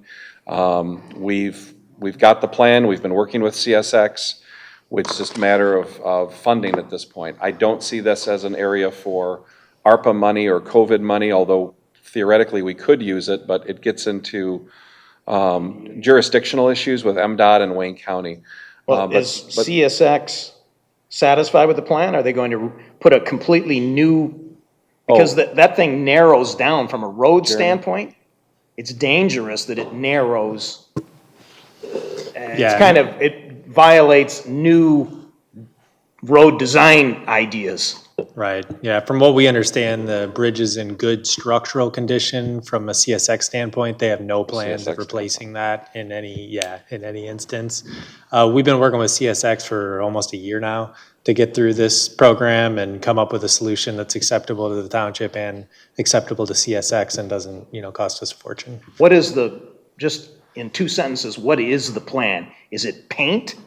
As far as repairing the exterior of the bridge, no. So right now, there's 2 phases. There's the phase that involves cleaning up the shrubs and cleaning up the landscaping that's gone awry, installing a new sidewalk with a retaining wall. Above or below? Below. Yeah, below. So there's a pier in between the abutment wall and the road, and the sidewalk will go in between those two. Right. And So it'll be at the On the grade? north side? on the north side of the road, in between those, There's that one on the pier left, and yeah. that abutment wall is about 8 feet. And we're gonna be looking at installing some mesh panels underneath those, on the bottom of the bridge to keep from rocks or any concrete that spalls from falling on pedestrians. And then there's also a painting spec that we've been working on, working with them on to help at least refresh the look of the steel and the look of the abutment walls. But as far as like extreme structural fixes, they're still looking into that. That's something that CSX would have to handle. We're hoping that the investment of landscaping and sidewalk access would inspire CSX to update their infrastructure as well. We have crumbling walls, we have cracks and gaps that need to be filled, and then of course the bridge could certainly use a fresh coat of paint, so. So how much is the DDA DDA? budgeting? What's the overall project cost right now? It's somewhere around 700,000, but I know we've got a separate agreement with a different project coming down in the future. A lot of this is dependent on what happens at the Elks Lodge property. If that property is developed as a residential area, then we could make a deal with them. It will be a brownfield site because it was an old steel processing facility. What we could do then is work with the developer and then use brownfield money and hopefully developer money to offset some of the costs there as well. We can also. CSX is also contributing? No. I mean, not even for where the concrete is spalling, they're not going to do anything with that? Well, the engineers that we met with last summer, they're looking into whether or not they're going to do anything with that. I doubt it, based on from what the discussions we've had with them since. They think it's structurally sound and it's just an aesthetic issue. So therefore, we're going to essentially do some painting to clean it up. Okay. Mm-hmm. So we got to just take it in phases and hope that they will recognize the work that we've done and make the necessary changes, so. Okay, I'm going to move on then. This is the next item is using the PACER report to identify projects with Wayne County. We talked about that. You'll be seeing that resolution within the next couple months. Clean out and update Township Hall Pond and Fountain. That's in process right now. Ken McDonald is working on that with Jeremy. The pond has not been cleaned out. Bob, can you put that back up on the screen? You mean you plan to dredge it? Yeah, it's going to require some level of dredging. I don't know how intensive it's going to get. And then we're going to just kind of re-landscape it and update it. It's been, 16 years. How deep is it? I don't know how deep it was originally scheduled, but it's all muck and yuck, so. And then we'll rebuild the fountain there too, because the fountain is critical to the future health of that pond. So that fountain, that aerating fountain is not working anymore? I don't believe so. I don't think it was working last year at all. Right. It was all jammed up and buried, so. Let's see, what else? New safer surface at entrance to Township Hall. I've got a suggestion for that. You're talking about that slipperiness? Well, that whole pink textured cement out in front here, it's just a maintenance mess, and it breaks and flakes and So you're proposing slippery. to Redo it. remove it and replace it? I'd like to just pull it up and put in just regular, Conventional concrete? yeah. Yeah. But it isn't anything that's urgent. Yeah, it is, actually. I mean, we have hundreds of people coming in here every day, employees. People are slipping and sliding on that stuff all the time. Well, I mean, despite we put. that's what I'm trying to understand We put is- mats out there and people still slip on. Is it, so the surface is slippery? It is, and it's very prone to cracking and it's salt and water infiltration. Yeah, I mean, Because if it's just slippery, no, it's more than that. you put down a clear sealer and put sand on top of it, and then for several years, all you need is a roller to do that. Yeah, we have to confront it. I mean, I don't think a short-term fix like that's gonna help anymore. Women, and you just talk to the employees, I mean, they'll tell you it's a mess. I'd like to get it done, though, before election season heats up. Yes, Because yeah. we're Which gonna have. election season? This Coming up in election, August. August and November. I mean, we're gonna have thousands of people coming in here again. I don't need somebody breaking their hip. Okay, so we'll talk more about that. We're gonna do a Tonquish Creek cleanup this year. It's gonna be Saturday, April 9th. We'll be spearheading that. Friends of the Rouge really isn't doing cleanups anymore. I didn't know that. Really? But they've basically said we're on our own, so So they'll. this is south from Ann Arbor Road to Joy? Yeah, just where we did it last year, and where we had the log jams last year too, Chuck, so. We're gonna tackle the whole, Yeah. Yeah. we're gonna have to have a lot of people. Oh, yeah, well, we did it in 2018, you were there, we were there. But we went all the way down to Joy in 2018? Yeah, yeah. Yeah, we had people out there, we had DPW, we had volunteers, and we gotta really get the neighborhood That's the engaged neighborhood, as well. because they have a skin in the game. Yeah. Yes, they do. It's in their yard. Yeah, we did it 2 years ago, and that was 4 years ago now, 4 and years it was, ago, yeah. it was fine. So we're gonna do that, okay. Sorry, Bob, I'm flipping around, back and forth But I here. was just, The next item is encourage CSX to do rail crossing improvements. We talked about that. I've been in touch with CSX as well as others and the folks at the city as well, so that's a problem. I'd like to see DTE come in and do an annual report to us in the fall of each year. They said they were gonna do that this year, but I think they got spooked by just, they just didn't want to get beat up, and there's 45 communities in Wayne County, so I don't think they wanted to get beat up 45 times at town hall meetings, but, They sent out an explanation letter about a week ago. Another maybe to update. you. Yeah, I didn't get that. As a customer, Oh, if I find it, Well, do you want maybe me I to did get pass it. it on to you? maybe I did get it. I thought maybe it was one of their, It was from annual- a vice president of something. Oh, okay, I think I did get that. Ooh, Vice President. So, anyway, something. that's something we would like to work on with them. Pursue federal and state funding for walkways, sidewalks, and bike paths. Well, that's certainly changed after Friday, but we're always looking for money. I do have a couple of Yes, things I'd Jerry. like to throw in there. I'd like to have an assessment of all of our buildings, the status and condition of them. This building is 15, going on 16 years old, so is the fire station there. The fire station at Station 3 is, 91, 92? Fire Station 2 is 167 years old or something. I think Abraham Lincoln, was there. But we need to have an assessment of what these buildings need. Is there caulking? Is there tuck pointing? Is there roofing? Is there painting? What needs to be done so that we can stay on top of that as we, put more money, I hope, into our building funds for that.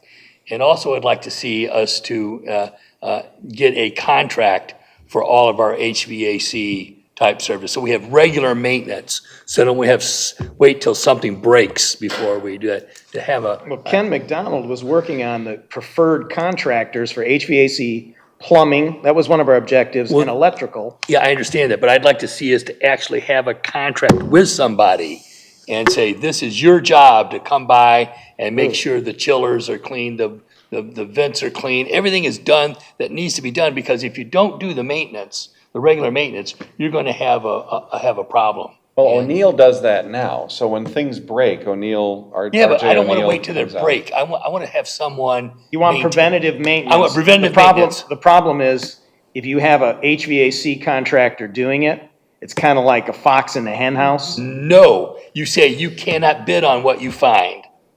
Well, that's why if what Ken is working on, I mean, Well- we got to coordinate this, so Well, we're smart.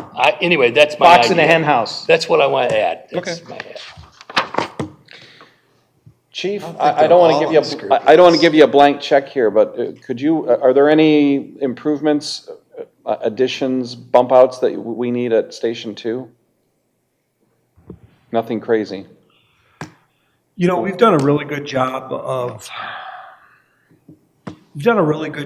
keeping Station 2 up and running. We've got a new membrane roof that's a few years old, and we have a roofing guy come out and inspect it probably once every other year. You know, It has a 20-year warranty. It's EPDM. Yeah, the new one. And the roof at Station 3 was replaced. That one's starting to get a little long in the tooth, so that one, we're gonna have to look at in the next 10 years, not the next year. But for the most part, things are really good at the fire stations. There's some drain issues that are coming up in the next 2 to 3 years. But we are doing preventive maintenance with those. So I don't have any big ticket items on the short term, I'm sorry. Okay. Well, if you think of anything, let us know. I'm going to move on to fiscal integrity. And again, budgets, audits, finance, et cetera, are all things that are part of that. We have to do a new trash hauling contract. We know that this year. Pat Felrath and Treasurer Clinton are working on the RFP for a smart meter system. We've talked about that briefly. They're gonna do some justification and analysis of payback for us before they do the RFP. It's not so much payback, Chuck. I mean, you're going to see some payback down the road because it's going to be less human intensive.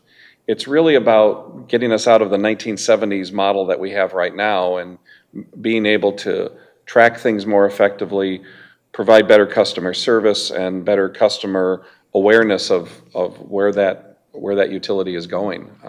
It could be one of the largest expenditures at $7 million that we've made in decades since we built this building. So we really need to do some homework. Yeah, well, that's And why. I haven't seen any data yet, other than it'd be nice and it keeps somebody from getting a flooded basement when they're in Florida for 6 months. But Okay, so that's on the list.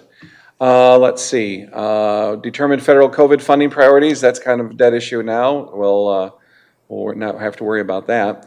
We have our TPOAM contract, which covers our clerical staff, that expires at the end of the calendar year. The DPW Teamsters contract also expires at the end of the year.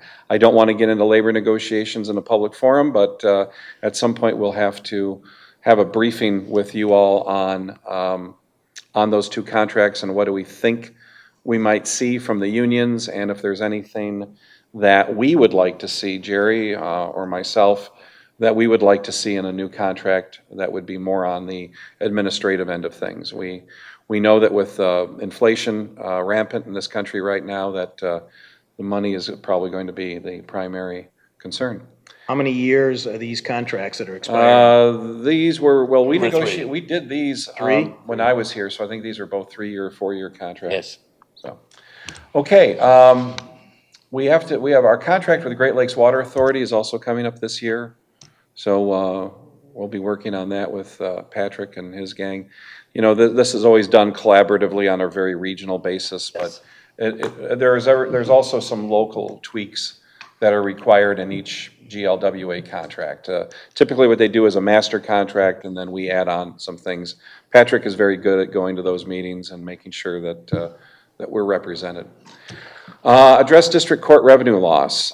We have a meeting on Thursday with the court and our partners from Plymouth and Canton and Northville. And this year we are looking at revenue loss in the court of about $535,000, of which Canton is supposed to pay about $362,000. We pay about $95,000, so we are the second largest payer into the system. So we've all seen a reduction in revenue. We've all seen revenue loss because of COVID. I don't know, however, if if our communities are all going to be on the same page in the future going forward with respect to policing and policing policies, issuing tickets, pulling people over for speeding, issuing tickets for minor infractions. I don't know yet. I'll learn more on Thursday, I hope, but I don't know yet where our neighboring communities are on this. Will someone make me understand this April 1 law, Chief Titterington and our council? It changed something to do with warrants and something to do with you don't arrest people, you give them a ticket. And so the court load has gone down. In fact, courts throughout the state are laying off probation officers. I'm confused. I don't know what this law is about. And any history behind what happened. I don't know if I'm in the best position to explain it, perhaps not to throw Kevin under the bus, but he might be able to speak to that. Well, how much time do you have? Well, no, just the Reader's Digest, 5 minutes for now, but I guess we need to understand it. More hearings. Come back to you at another time. More hearings, more show cause, more cost to the communities and more cost to the court. No, I heard it's lower, but the court activity has gone down because all you do is write a ticket. You're writing a ticket. If I steal $1,000 of merchandise from Home Depot, apparently you don't book me anymore in here. The process is police officers are to issue appearance tickets rather than taking people into custody for certain offenses that are punishable by less than 1 year in jail. So if it's a misdemeanor or a high misdemeanor punishable by up to 1 year in jail, police officer is supposed to issue an appearance ticket. There are, of course, exceptions to that, public safety exceptions. If the defendant does not have sufficient identity, that they can take them into custody. But as a general rule, the issue now is rather than taking a defendant into custody, they issue them what's called a right and release, which is issue them an appearance ticket and let them go. The process used to be with people driving around on suspended licenses, they would automatically get arrested and the car would get impounded.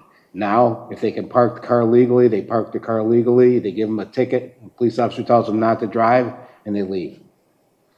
There's other things too, So that's less workload on the court.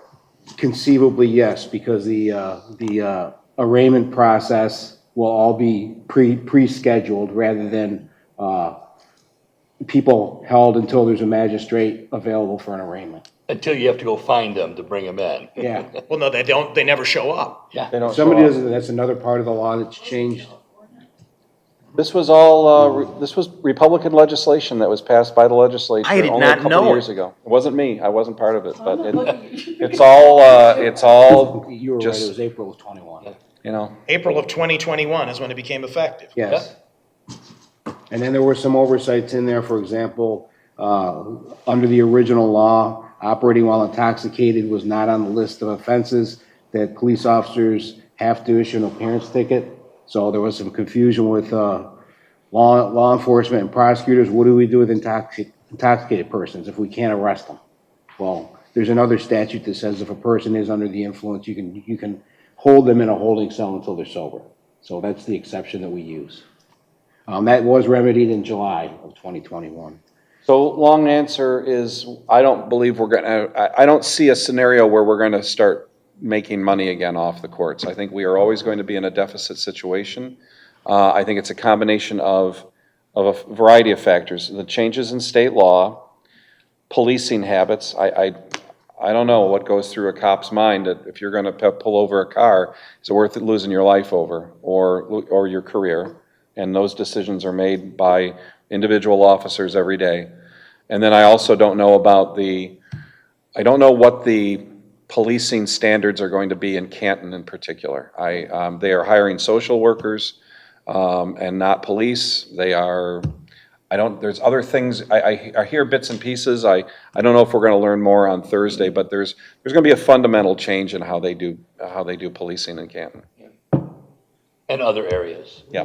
Learn more on Thursday. What's Thursday? Well, we have a court authority study session basically on Thursday, and Canton was going to not vote for the budget for the court at our meeting in December.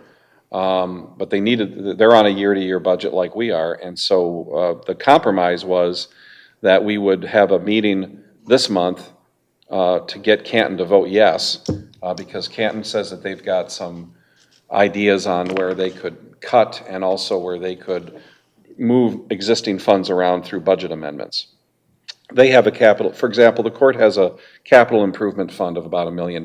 Yes. Okay. They've set aside money for OPEB and pension and things like that. I don't know if they're going to be they're not rating pension funds or anything, but there are monies that are set aside for example, they've set aside all the money necessary to pay off the retiree sick and vacation day. They've budgeted that for every single employee. Well, I mean, they're not all going to retire this year. So, for example, that's an area where they might be able to move some money around. Supervisor Abbo in Northville will be at the meeting as well. He is he's one of the deputy finance directors for Wayne County, so he's no dummy, and he's also got some ideas as well. But it's just going to be interesting to see how we deal with the long-term policy implications of what's going on in this region and the policing philosophies. Is the court defined benefit pensions for judges and employees? Well, I think maybe Judge Lowe is still on the DB plan, but I think the others are on a defined contribution plan. And then I think all of the other court employees are on a defined contribution plan. They moved them off years ago. Oh, they did, Yeah. all right. So, okay then, where are we headed? So, study new district court arrangement. Well, I've kicked over a hornet's nest recently because I actually raised the issue of maybe separating Canton from Plymouth and Northville. So you would have two district courts in the same building. You'd have 35A and 35B. Canton would get 2 judges. Plymouth and Northville would get either 1 or 2 judges. The judges would be elected in their respective community. Joy Road would be the dividing line. Canton doesn't like it, so. It seems like that would. I don't know why. Increase costs. It would increase costs for one of the communities. For total. No, I don't think. Oh, for Canton. Wouldn't do anything to us. Well, if we had 2 judges for us versus 1. Well, we already do. Well, we have 3 judges total now. So if we went to 4, that's an increased cost. Well, the 2 Canton judges would only handle Canton. Canton is a city of 100,000 people, and with incredible retail and business, and it's not going to get any, less. It's not going to get any different. It's not going to get unless less they intense. change their standards of community policing. I really want to understand this because There's also. Well, I don't think anything's going to happen. I mean, it still requires legislative action, and Canton has pretty much torpedoed the concept. So the state legislature has to vote on it? Yeah, they would have. Senate and? Yeah.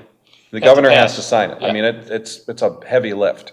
I thought Canton would go for it because they would have 2 judges that they could vote for, and they would be from Canton.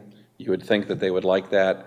The problem, there's also a voting rights issue here that I think somebody's going to have to deal with it someday. I guess it won't be us.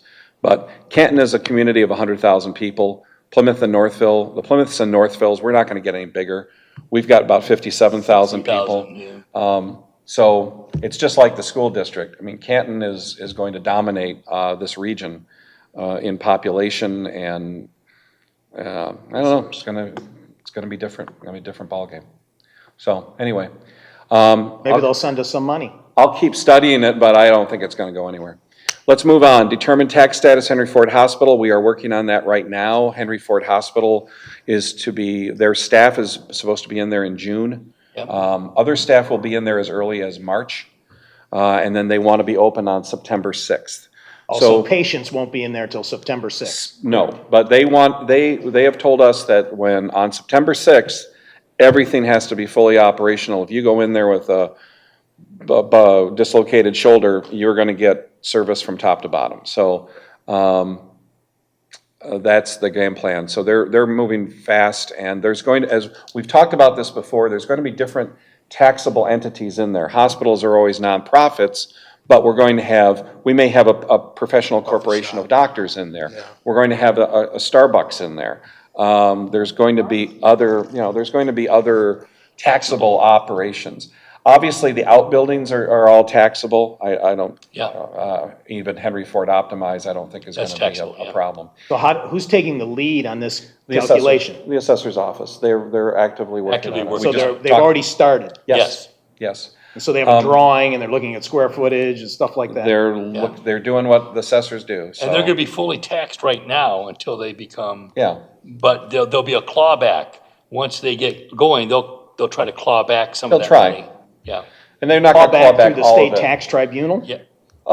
There's Some a Board of mechanism. review? there's law that exists for, Up to 2 for or 3 years. hospitals, you know, for public, Oh, it's a unique situation. quasi-public entities like that. But we see it, we know it's coming, but it's not a Not pressing. not a horrible thing. I'm gonna add to the Henry Ford Hospital also is determining the tax status of the Inn at St. John's. The Inn at St. John's is going to be very busy this year. They're gonna be ripping up their golf course, building a new one. There's not gonna be any homes there, anything like that. But they're looking to build a 15,000 square foot banquet facility, I don't know, maybe a Spa. 10,000 square foot indoor-outdoor pavilion for weddings and other events. They're gonna build a world-class spa, and eventually they're gonna build another hotel tower, the same size as the one that's there now. Remember that all of this now is taxable, because the Pulte Family Trust is not a church, and and even though it's a private entity, it's not a corporation per se, but it is a taxable entity. But we've been collecting taxes on the Carl's Golf Land use and the hotel for years, I hope. Not sure about the hotel. Whoa, 'Cause, I mean, the church has that was a owned, mistake. the church has owned everything, so. Anyway, The hotel does not pay taxes? We need to get that answer. we'll find out. I can't tell you for sure. I don't know if they are or not. They may not have been. So we have to look at the whole smash going forward. All right, I'm gonna move on. I've put this up here before, but it would be really nice if we had a 501c3. The Canton Community Foundation now manages the Plymouth Community Foundation. We have people in our community who are willing to put lots of money into a foundation that we could use for special events and services. For example, the 9/11 ceremony. That cost the township probably about $500. I paid for that out of my political action committee, okay? Full disclosure. I mean, and that's a legitimate expense. I don't like having to do that all the time. So it would be nice if we do a first responders event, recognition event. It'd be just nice to have some money that we could tap into for. Why create it with them? Because they have all the administration. Yeah, it's a turnkey operation. Rather than doing it yourself, you run it out of the Plymouth Community Foundation. Plymouth Community Foundation is managed by the Canton Community Foundation. It's like the back office in a brokerage building. Yeah, I didn't know the Plymouth Community Foundation was managed by the Canton. It is now, It yeah. used to be Ann Arbor. They used to be Ann Arbor, and they used to be quite inaccessible. It was impossible for me to ever get an audience with them. So they abandoned Ann Arbor, and now they went in with Canton. Also, we have the Wilcox Foundation that I think may be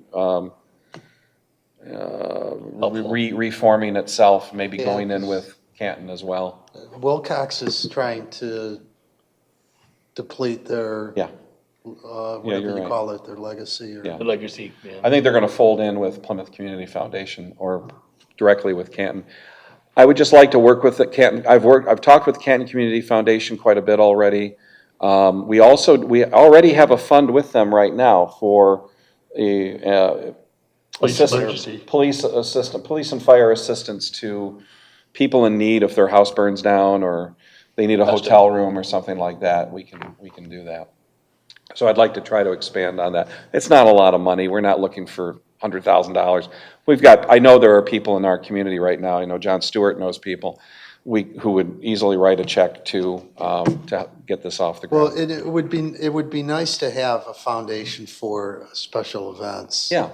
You know, that was one of the things when we had the picnic years ago, and when we ran the picnic, when my wife and I ran it, that was one of the reasons that we, became uncomfortable with it because it was too commingled. Right. if you remember, Chuck. Fireworks also. It was all commingled Yeah. and Yeah, it sure that was a was. problem. We're still finding. Yeah, we're still finding things where people move bond money around and all that Yep, kind of all weird kinds of stuff. crazy stuff. Weird stuff. Yep. Okay, so that's out there.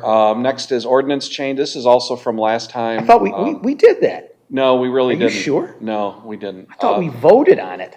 No, we did something for the people with septic tanks.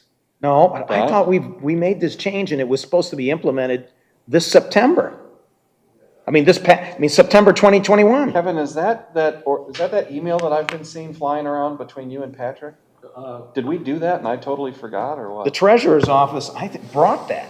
Oh, they did. That was one of Mark's That was ideas. Mark's idea. Yeah, and I thought we voted on it. We need to check. Either that or I'm losing my I mind. know we talked about it. You could be losing your mind. I don't know. I just don't think we ever got around to doing it. We need to check. I think we Ordinance did. change, I mean, Kevin, we just updated the ordinance book. I don't recall that. Maybe the being recording put in there. secretary, she might remember because she does the minutes, but. Oh, yeah. Well, So if you. I still don't think we did it. I would have remembered. An ordinance change is pretty we talked about rare around here. Okay, so that's still out there for now. Move on, Bob. I don't know what's next. Update the schedules. Whoa, hold on, where'd you go?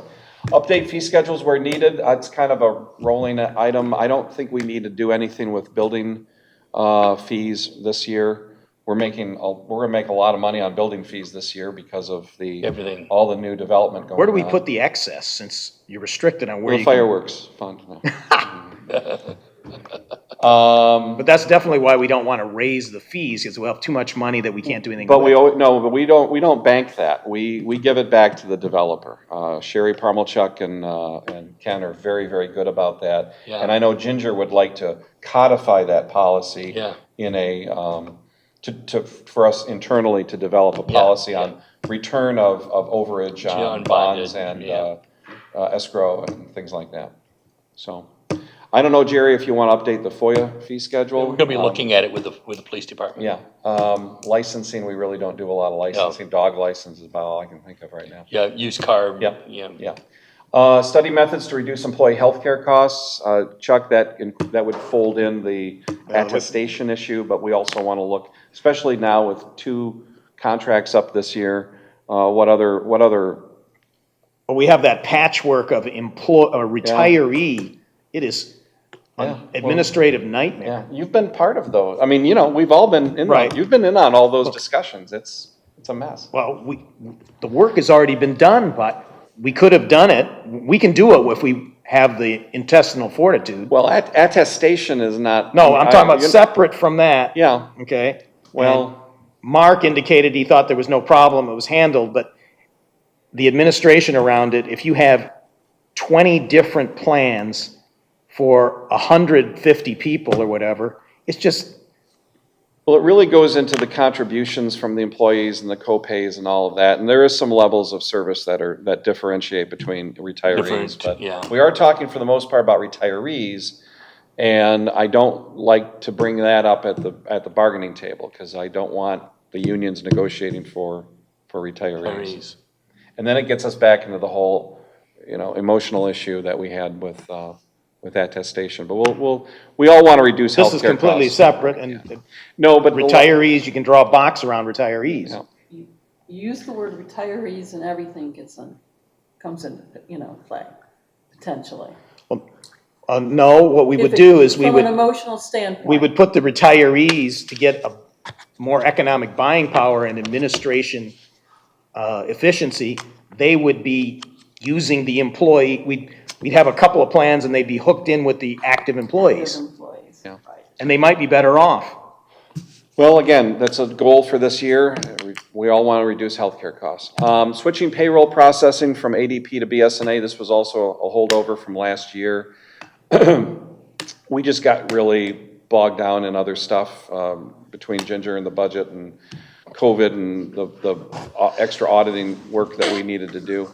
So this is still in play, but I got to tell you right now, I don't want to go to BSNA because I still can't print purchase orders right now. So Really? we're having a lot of software issues with them right now. With BSNA? Yeah. I am. This one is an They did an $80,000 update, and it's expenditure. just something, there's a glitch, and, Really? Yeah, we did appropriate money for this, but I'm really looking to Ginger for yeah, guidance. guidance on it. Well, yeah, we're gonna need, again, another business plan on this. Why are we going from the most sophisticated processor, ADP, to BSNA? There's gotta be some good reason that I don't know about. Nobody's shared it. Yeah, it's a work in progress, so we're not trying to we're not gonna spring it on you. Okay, I'm gonna move on to quality of life. Hold on, that was, what was that do you have called? any other- Fiscal integrity? Yeah, Where are we gonna talk about ordinances? I mean, codifying ordinances, is that in here, different spot? We did some of that. we did that. Codified the Okay, ordinance well, Well, which one are you talking about? several years ago. searchable, Jerry, searchable ordinances that we've talked about for a while. Can we put that on here as an objective? We've done got, it. We did he's it. just got the stuff from American, and we've got to load it up. So when can somebody demonstrate how we can use it? Or it's not loaded in the. It's not loaded on BSA? our It's not loaded, website we yet. just got the stuff. We just got the new ordinance books delivered like a month ago. That's hard copy, or you mean Yeah, it's, both. but I'm talking about online Yeah. searchable? Both, yeah. Yeah. It's already online. It's not on the township website, though. Oh, so, an outside, somebody at home. American Legal Publishing has Plymouth Township ordinance. So when will we be able to search it from? But we're getting a new website. We're getting into, well, we're updating the website, so we're, in the I process. mean, we can do it now, but it's gonna get redone eventually anyway. It's just a link on the website. It's just a link, it's just, A link and then on you the search website. it, it's a fancy Google search once you get into it. We've So- already had it, it's just, we've recodified everything, we had to update the ordinance book. So when you click on this link, you go to this company that they administer it? Is that the way it Currently- works? Currently, yeah. And with the new website, it would be the same way? Yeah. Okay. That's the way it works in every community that utilizes the American publishing, Okay, ordinance we publishing. just haven't heard a status. Yeah. I have one other item that I'd like to add to the goals. Yeah. This will make you tighten up. Delete property tax collection fee. Oh, okay. You remember last year, we had one in there, reduce the millage, so you could do either one. Amazingly, 4 people rated reducing the millage last year as a 5, but when it came up, it didn't happen. So now we'll be able to do something easier, delete property tax collection fee. Well, this is the time to put it on the Yeah, list. it's not deductible on your income tax. Schedule A. Okay, anything else? Okay, I'm gonna move on to quality of life. Pursue joint recreational opportunities with the city. We do that all the time. We have the joint recreation master plan. I just found out that thing expires this year. Already? So 5 That's years. unreal, 5 Jeremy. years. We're gonna have to talk to you and Laura Haw about that, because we're gonna have to work on that. And I'd still like to do that with the city again, too. Recreational. Recreation master plan. Master plan. Because we're gonna have public hearings, and we're gonna have Input. and public input, and town halls, and charrettes, and all that, so. Well, hopefully we can do it using an easy variance, because typically it becomes something that is filed. Yeah. In case we get a grant or need a grant, then we got our box check that we have a plan. Spending a lot of money on it might not be the greatest. Yep.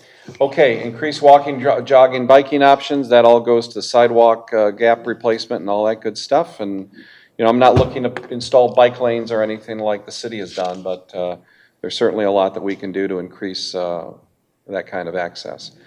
The Plymouth Road, Hines Drive, Haggerty Corridor, we talked about that earlier with the commissioner. Eco-friendly vehicles, be great if we could partner with Rivian on something, but they're still building vehicles, and I don't think they're ready yet to sell any,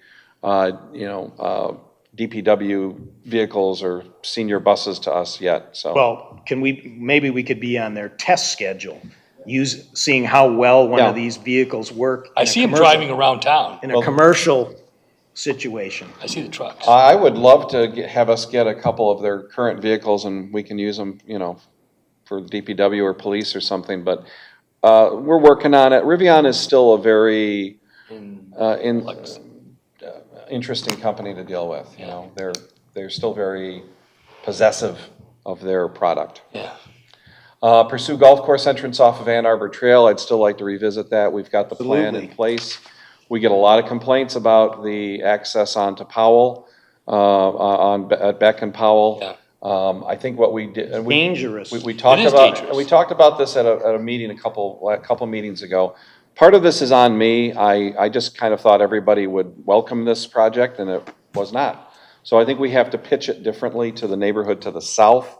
We have to work with the golf course operators to show that this is going to be an amenity for the neighborhood and not some kind of a drawback. And we have to knock down some of the urban legends that are out there that people are gonna be driving drunk through Yeah, the McClumpha neighborhood has or- changed the game. Yeah, it has, and I'm just worried that somebody's gonna get seriously hurt at, the current entrance. Yeah. And that would also be a great project for our ARPA money. Monitor Salem Springs, I do that regularly. I talk to the supervisor and Superior. I talk to the attorneys for Superior. I'm very concerned, if they have to install a wastewater treatment facility on site, I'm sure they'll put it right across from Bob's house, right on Napier there, just to tick us off. So we want to be sure that they. Well, no joking put it in aside, some that- safe area. this could be a major long-term issue, like the landfill is to Yeah. Northville Township. Absolutely. So we need to make sure that that's done carefully. Yep. Because they're downwind. I mean, that's a huge risk. So we follow it very closely, and one of their options is I'll that give they. you 50% for your house right now. They Sold. could install, they could install a wastewater treatment facility on site as an option, but so far we have not seen or heard anything. They have not even challenged the lawsuit that they lost I can't believe that. in Washtenaw County, so I don't know what they're hoping for, maybe new politicians. All right, we're gonna move on. Bob?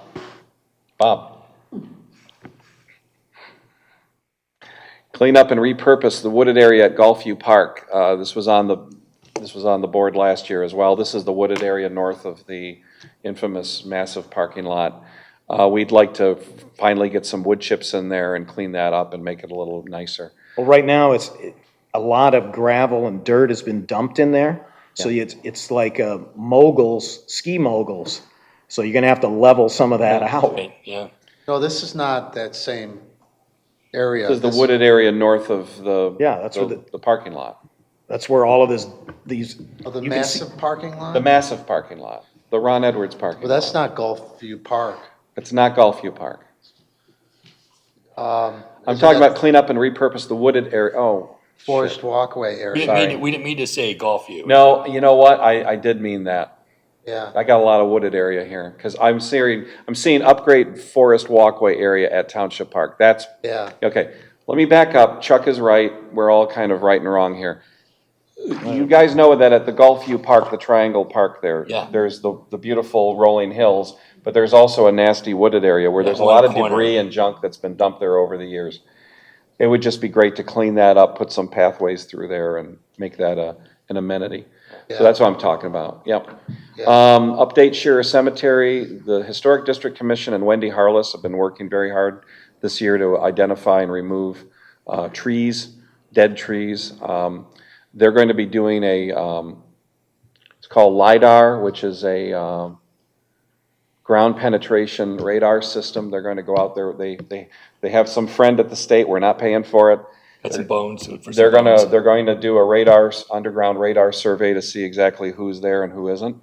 So that will help us. They'd like to have it designated as a state historic site and just pretty it up a lot. And so they're working on that. And we own that cemetery. That's been well established by history and our attorneys. Upgrade, yeah. They're actually going to map the Bodies. residents? Yeah, the Yes, people. the site, the grave sites. Yeah, the It's bones. very normal procedure, so that will help us in the future with trees and plantings and things like but that. you'll know where not to dig or whatever. Absolutely. Upgrade forest walkway area at Township Park. That's the forest area north of the parking lot, and it does need, we still need to improve that. Kurt, I have some concerns about, what is it called, eminent domain. That fence, the split rail fence, the infamous, Yeah, is not on the property line, and are we giving up our rights to property because the neighbors are using it? No, they can't get eminent domain from a government. Cannot, okay. So not a Could risk. have you're talking about adverse. Oh, that's it, possession. adverse possession. Either way, you Either can. way, okay. But you may want, if we're gonna do something, why wouldn't we put that rail on the line? Right now, it's 10 to 20 feet south, We should probably, and it's a wiggly thing. I don't know if can you do an adverse possession against government? No, Probably not. no. And it's not like we don't know about it either, so. Well, I was just gonna say, if you could, it would be helpful to just send them a letter that says, hey, just a reminder, this is our property. Yeah. Don't build anything on it. Yeah. How much land have they encroached on? It's hard to tell, it could be 10 or 20 feet.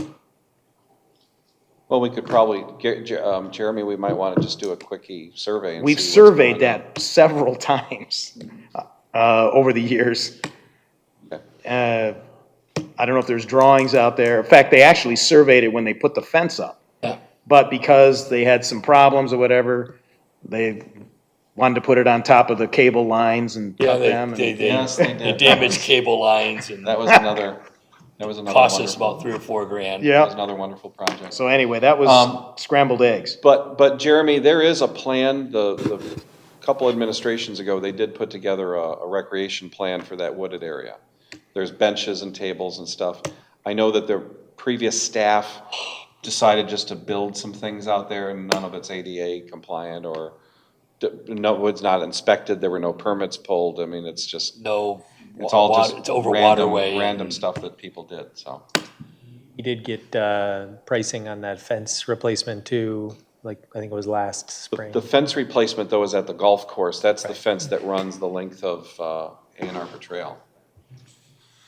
Oh, speaking of fence replacement, the division between this wooded area and the golf course has a 8-foot-high chain link fence that's a disaster.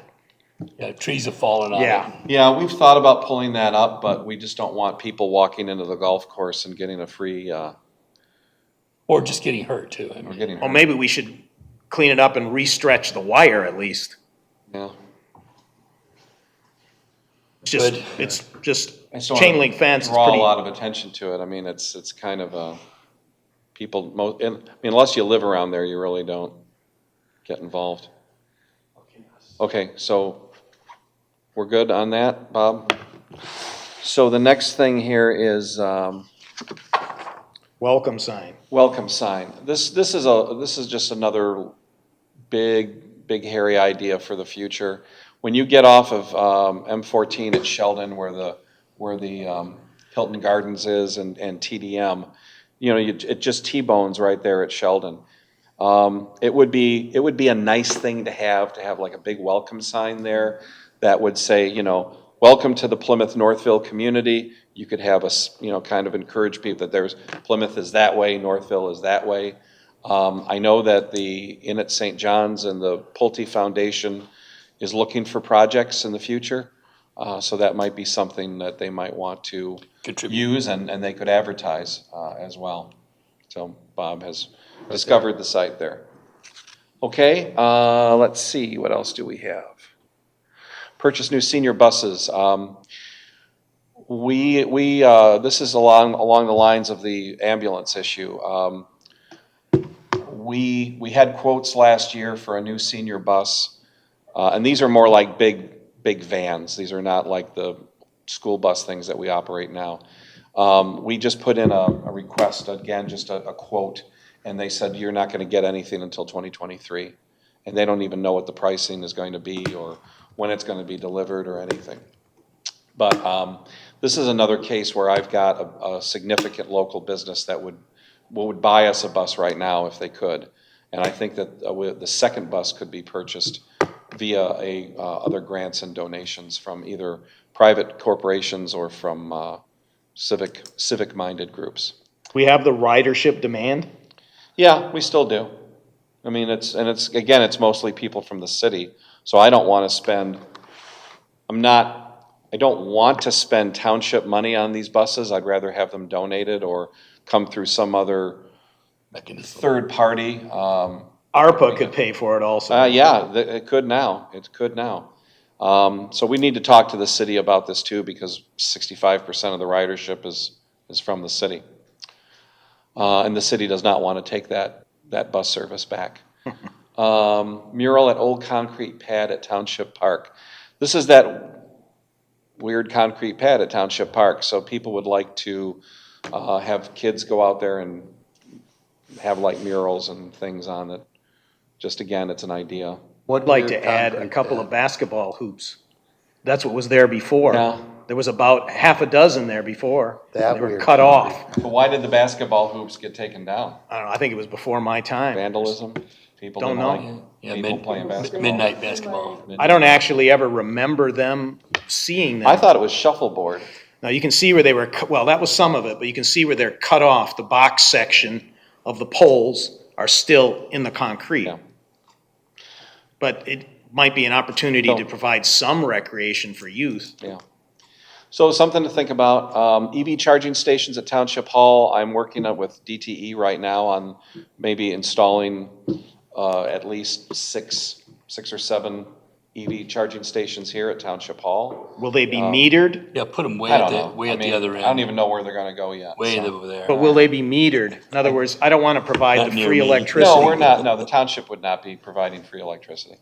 We also have the Amazon facility on Haggerty is also has installed extensive electric vehicle charging infrastructure, which is going to be aimed at electric trucks at some point at that facility.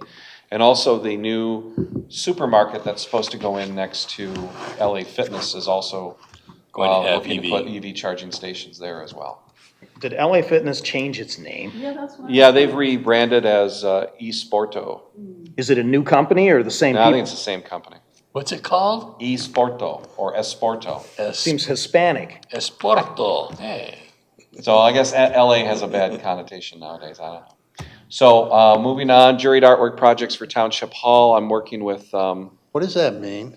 Juried means that it's somebody who knows art has Gonna help. okayed their inclusion. Yeah. Somebody smart So in it's art. not, so Smart it's in not art. Bob finger painting something and throwing it up on the wall. Or my favorite, dogs with playing poker. Yeah, no, it's gotta be, Or Hunter, you know. it's gotta be classy, okay, yeah, it's gotta be classy stuff, so, darn, what's her name? I'm sure she's watching me and she's yelling at the TV. Lisa? But, no, She came here a couple of times, right? yeah. I know what you're talking about. Oh, goodness. I'm gonna get an email tomorrow. So, we're looking into doing that. I think that'd be, I've always wanted to see some artwork up in the hallways around here because it's so drab. Also too, and this is not something I'm gonna take home with me someday, but I would really like to get some artwork or something in the supervisor's office. You know, that whole office is covered with posters from the Concours d'Elegance, which has left town. And I just don't need to see, 10 signs every day for a festival that doesn't exist anymore. And I'm not a car guy either. So I would just like to see something else up there. Otherwise, I'm gonna start hanging finger paintings and, pictures of my kids and stuff up there. Let's see, Sue has sent me, yes, Joan Whitty. Joan Whitty, we all know Joan. Yes, we know Joan. So she's the lady who's been working with me on the artwork project. Replace wooden fence. Okay, thanks Sue for that reminder. So we're doing that, and then, or that's on the list, and also replacing the wooden fence right along the golf course. That was on there last year. The price of wood and lumber was outrageous, so we didn't do anything. It's even more outrageous It's now. probably Yeah, worse it just now. needed, another bump up. It's probably worse now, so. No, 20%. Jeremy, did you ever do you did a estimate on that, didn't you? Or did Parks do it? $1,289. On which piece? On the driveway? The Split rail. The fencing along Ann Arbor Trail. You guys did some estimates on that. We did. We What are you actually talking ran about? through a few different options on 2-rail, 3-rail, split rail, and then we also did like vinyl, et cetera. So we got, I think, 4 different bids and prices on each one of those options from all 4 bids. Yeah. So it was expensive then. It's going to be expensive now. I mean, we could bite the bullet and maybe use ARPA funding now. Hell, it seems like we can use it for everything. Okay, economic development. But that could be related to you might have to rip that out for the sidewalk stuff, right? No, probably No? not for the No. sidewalk stuff. We would go around it. Okay. Okay, economic development, assist in promoting longstanding vacant unused properties. We are booming here right now. Between me and Gary Heitman, we are getting inundated with interest in the community. It really is the busiest I've seen. So people want to ever. build office space? People want to build all sorts of things in the township now, and, More than warehouses? yeah, warehouses, offices, residential, other stuff. So, every parcel right now in the MITC is already under consideration. Obtained the grant for the MITC, that's on there. Updating zoning ordinances where needed. We may want to take a look at some areas like billboards along the freeways. We got sued a few years ago on that, and I don't think we ever really updated our ordinances on that. We have we have some agreement. We have a consent agreement on the billboards on M14 and on 275. That's the only place there are. Well, those were the ones those are the digital ones. Okay. That went to digital they were print, and when they went to digital, they were in an existing use. There's been a long time ordinance, though, the cookbook for those, that's why they are only on those locations. There was a cookbook ordinance that was highly managed for decades. Yeah. Jim Anowitz wrote the first one. Yeah. And then the change came when they went electronic. And then we negotiated getting some, by the way, we have some time, right, on that? We can put our own up. Yep, and we do. So we might want to think about that. I do it all the time. I put stuff up there. I promote we have one for economic development, and then we've also been promoting the Ice Fest, and we promote the who? Cannabis. No. Are you gonna do the Ice Fest for this year? I haven't been given anything yet by the Ice Fest operators, so I'm not their, I'm not gonna hold their hand. I think it's in February. Yeah, February 16th or something like that, so. We did do it for the Fall Fest, and the managers of the festival gave me some graphics to use, and they put it up. But Kevin, I think we have to look at the zoning ordinances on signs, especially dealing with content in light of the Supreme Court decisions. In large political signs. Big political signs. If Big obnoxious political signs. What the Supreme Court has ruled is that if a sign regulation is content-based, then it's subject to strict scrutiny, and being subject to strict scrutiny is a de facto death sentence for the ordinance. So. But that Supreme Court ruling's been around 5 years. Yes, it has. Yes, it has. And we've been burned, we've had some issues with it at the zoning board level. That is something that I would like Laura Haw and Kevin to just investigate and make some recommendations. Similarly, I'm gonna move on to the zoning ordinance book, that like our regular ordinance, we have a separate ordinance book for zoning regulations. It just needs to be updated, codified, and we need to print off more copies. And we need to have it digital as well and get that. So the zoning get that ordinance will online. not be part of this, what was it, American something link? No, the zoning ordinance book is like that thick. It's almost as thick as the ordinance book itself. Wow, Except okay, I it's a thought we separate- should have that. Separate thing. That would be the one everybody want to look at. Oh, no, they like to look at everything. And, we work with them, and it's not a problem, but it's one of these things that we need to address and bring it up to modern standards.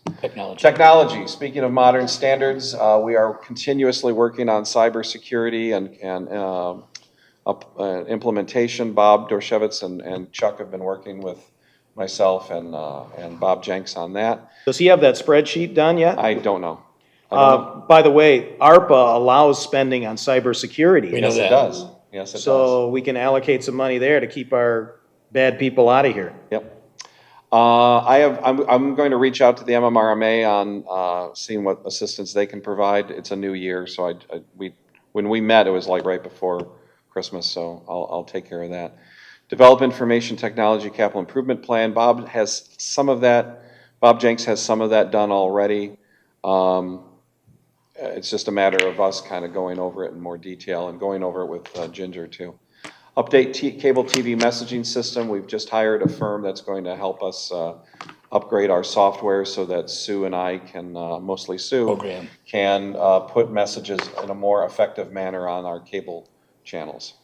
I don't know how many people still rely on that, but, you know, folks who have either WOW or Wide Open West do have a government access channel, and we don't really use it for a whole lot. We replay these meetings, and but we need to, it'd be nice if we had the system that we have now is very difficult to operate, and we have the hardware is good, but the software is a mess. Finalize new website, that'll happen this year, where I've been working with the developer on that. Is it a new contract or new provider? It's the same provider, it's just a kind of an extension on their existing service agreement. It's just gonna be I think it's gonna have a crisper, brighter look and hopefully easier to operate. Who's the provider, do you remember? Revise, same guys that we've been using. Well, should we be benchmarking what other communities are doing and see if we Yeah, can? we've done that. So we're good? Yeah, we're good. We had a suggestion from the HOAs that we put together a HOA chat room that would just be an email platform that we could send out in some kind of secure manner to the various heads of the homeowners associations. We're kind of doing that now, but on a more haphazard basis. The idea would be that it would be some kind of a designated email discussion area that we could share ideas, concerns, and kind of have a better group dialogue between all of the Why don't HOAs. you just like create a Nextdoor or one of those? Yeah, something like, but with an internal, like an intranet sort of thing, Bob, you know. I'm using old terminology, but just something where we could all hit a reply to all, and all the HOA heads would get it, and then we could share information, but it's more about them sharing information with each other. Hey, how do I do this? What do I need to do with my bylaws? What do I need to do? When do you guys do fee adjustments? So that they could use it internally as well, and we could be a participant in that. So again, that's why I use the term chat room. I know that's old-fashioned too. Well, do you have to worry about FOIA rules for this? Yeah, theoretically. I mean, if it's on a township platform, yeah. I think that's a risk if you So- got people that aren't trained in FOIA, but anyway. Yeah, I mean, there's pros and cons with it. I do like the concept, though. It'd be nice if they could, and maybe we would go to some other platform that maybe they would establish, and do it that way. Maybe a Facebook page, I don't know. So now we have to score these, but should we also score these within the broader context of the ongoings to keep the ongoings on the list, or? Well, most of the ongoings are also on there. Well, it's a mixed I bag. mean, One if just popped it's out at ongoing me. in 2021, it's likely that it's still on the 2022 list as well. The one You're just gonna have to popped out cross- at me, it said We'll implement cross-reference. work Yeah, at home it's gonna be, network capabilities. yeah, you're gonna have to do Well, some we're gonna work. start new, I just want you to rescore everything. I mean, something that was important to you last year may not be as important this year. That's my point, Okay. yeah. Or it Well, could and go now the we other have, way. and now with this money, you may want, maybe things will be shifted around. But again, you know, it's just to kind of give us a roadmap. I have two items that I'd For like to everyone. add. Okay. One is identify and replace any remaining lead service lines. Don't know if we have any left. We had very few to begin with, but that's ARPA related also, or could be. Talking about water lines? Yeah, the lead- service lead lines to leads. your house. There might be a few in the 5 mile area. Yeah. But I don't know. And then the other one is 5G infrastructure ordinance. I'm not smart enough to know, do we need to do anything if they're going to put poles up? Do we have any leverage? Maybe it's all Not right administered by away. the FAA, not It's all FAA. here. It's happening. So Kevin, you want to take that? What's it look like? Is that Christmas what tree. these, in the city of Plymouth, that's what this box is that's 25 feet off the ground? Could be, where did you see one at? Ann Arbor Trail and Union. How would you have noticed that? Well, when you stop at the light and you look up and you see the thing way up there, Oh, and there's several of them around, unless it's a Wi-Fi in the downtown business district, I don't know. But what are we doing here? Has anybody installed 5G in Plymouth Township? Yeah, I know it's not here at Township Hall, but I know it's in other areas of the township and in the city. Kevin, but it's all fully regulated. I mean, there's not. FCC, I can't speak specifically It's with here. You can't FCC, deal but with with it. cellular towers, it's basically the township has a small amount of regulation that it can impose, but it's largely regulated by the FCC. Because they could be unsightly if there's a lot of them. Yep. They have one up north that actually has been form fitted with a tree. That's a cell tower. No, but that's the newer version. They look like in the trees. 5G. It looks like a Christmas tree. But 5G isn't that every 300 or 400 feet, there's a pole? Yeah. It's not a one time up, like cell. No, that's The what they high said, though, bandwidth in ones are one city. real low, or low power. Yeah, 5G is low power and there's a lot of them. So they don't, because of the wavelength of the signal, they don't travel that far, so you need a lot of them in a density area. But there's different levels of 5G as well. There's a version of it that is, the signal travels farther, but it is not as much bandwidth. Okay, anything else, Chuck? No. Okay. Don't get me started. So we're gonna move on to the next issue, which is the sidewalk gap thing. So in light of the recent developments at the federal level, Jeremy, what do you just want us to do tonight? Do you want us to just defer this to another meeting, or do you need, what kind of direction do you need from us? We've allocated 200,000 out of general fund already for this year. I mean, I wouldn't mind adding 500,000 of ARPA money and make it an even 700,000. And you just tell us what's $700,000 going to buy me? Yeah, I think what we're looking for is just some either concurrence or some ideas on the documents that we provided back on October 12th. I passed out those packets that had the 1 through 29 ratings. That's all based on the recreation plan, the joint recreation plan of having a 10-minute walk to any of the facilities within the township, et cetera. And then we picked out spots that were based on complaints that we've heard from the community, input we've gotten from you all, and then a number of other different factors, including whether or not there's right-of-way necessary, whether or not it's walkable to these main facilities. So the main goal is we need to get rolling if we're going to get sidewalk out for 2022. So we want to determine whether or not you agree with the order that we laid out. And if so, we could just start going down 1, 2, 3, 4, 5, whatever we can afford. Well, that big that 5 mile gap, do we need to get it? Do we have the, what do you call it? That one person has resisted for decades. Yeah. Have they agreed now? They have Died? not. We at the time that I put this out there, we knew that there was a property owner at that location, so we had sent out via certified mail easement for signature. Have not heard back on that. Same with the North Territorial one that we dealt with last summer. So every time we see these or hear about them, we put together easements. We send them out to these folks to try to get any feedback. We've actually gone door to door as well in some of these instances. Well, if you want to send me door to door, I'll do it. Yep. Yeah, I've gone personally to all of these places and haven't had any success. All right, so Would you like a proposed motion? well, I don't know if it's a motion or Or you it's want to just, defer to? Because we may add money to this. can we take it up at the next meeting? What's your timeline? You need to issue an RFP.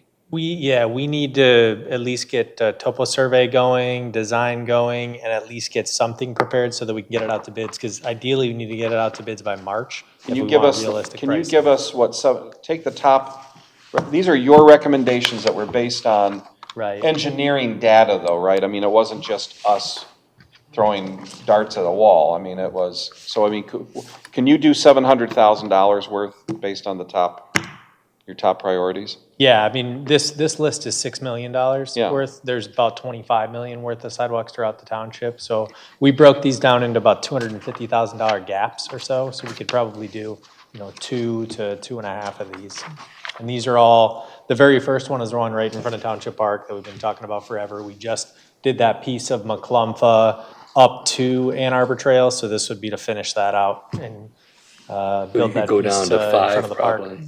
But the county has to weigh in there because of that collapsed culvert at Ann Arbor Trail and McClumpha. Maybe they could help us with, if they did some work, it would be some synergistic thing, right? Yeah, I mean, this is assuming that we would be paying for those culvert extensions. You know, trying to get, we've tried that in the past, and we can certainly continue to try that, but from a timing perspective, it'll be tough, you know. But we don't want to do any work if they're going to dig it up later. Right. Get what I no, mean? Yeah, so we'll follow up to verify that there's no long-term plans, but as far as I know, Ann Arbor Trail doesn't have any, you know, short-term or long-term I expansion hope they do, plans. because the neighbors' yards are flooding. Yeah, no, that's, you're talking about the drain, yeah, that's different. Okay, is that good enough direction right now? 1 through 3 or 1 through Yeah, 5? so I think if we're just saying start with the top and work our way down and at least But it's start- gotta make sense too. I don't wanna do a road Go that to like this. nowhere, you know, or like, let's just use McClumph as an example. I don't want you installing a sidewalk that only goes halfway down, because that's where we ran out of money this year, you know? I mean, it's gotta make sense, right? And I think we have many of those gaps, and I can highlight some of those and send those out. But one of them is that Ann Arbor Trail and McClumpha in front of the park. That makes a lot of sense. Yeah, It's been okay. a big complaint. It connects sidewalks. It'll connect the McClumpha neighborhood, et cetera. All right, make it work and get us to 700,000. Okay. But also, I'd like you to use the paradigm, if there's already a sidewalk on one side, Right. that's a lower priority to do the opposite side. Yes. Let's try to at least kill one that has continuity, one side. And we did look at that, and that's some of these priorities. We're looking at that as well. It was just kind of giving you an I don't idea. think we need a motion or anything No, I think tonight. this- I think this is just, Yeah, direction. but tell us what we need at the next meeting. I mean, if you need anything else from us, or if this is good enough, or send us an email and tell us what you plan on doing. Okay. We're giving you, we're not saying stop, we're saying, I'm basically saying, spend $700,000 on sidewalk gaps. Make it work. Makes sense. Make it make sense. Yep. So I guess what I can send out is just what we would recommend based on that feedback of don't put a sidewalk to nowhere and Alright. connect these Okay. pieces. And we got several on here that we can choose, and we'll get it up to that 700,000 and go from Okay. there. It'd be Mr. great if we Supervisor? could complete one and have no gap, right? If there's an easy mark, like 5 Mile. Right. Yeah. Yeah, Well- exactly. I don't know if this is appropriate with this, but remember the email we got from the gentleman in the beginning, I think of 2021, about the fire hydrant right in the middle of the sidewalk? Yeah, I know. Okay, It's a sidewalk, there's a hydrant in the middle of the flipping sidewalk. I don't know how that happened. I mean, Where's that at again? it's on Ann Arbor Trail, just east of 275. It's right in the middle. South side where the It is apartments are. right in the middle of the sidewalk. Well, I don't yeah, know. it's just a contractor that didn't do their job. They were Well, robots. we didn't do it, somebody didn't do an inspection the right way, that's Or maybe a dog that went rogue. so. I don't know how I remember these things, but that's where it is. Okay, anything else, then we're gonna get moving and retire for tonight. Yeah. Okay, so Jeremy knows what he needs to do. Time. Board comments, Bob? Yeah, just quickly, the brief discussion we had earlier about school resource officer and that, I'm joined a club nobody wants to be a member of, which is, I was a parent whose 2 high school students were texting him real time as the lockdown was ongoing from, the moment they went into it. And so anything that we can do to, support that effort, I think we ought to. Amen. Okay, John raising Stewart, kids. all set, Jerry? I'm all good. Okay, Audrey? Chuck?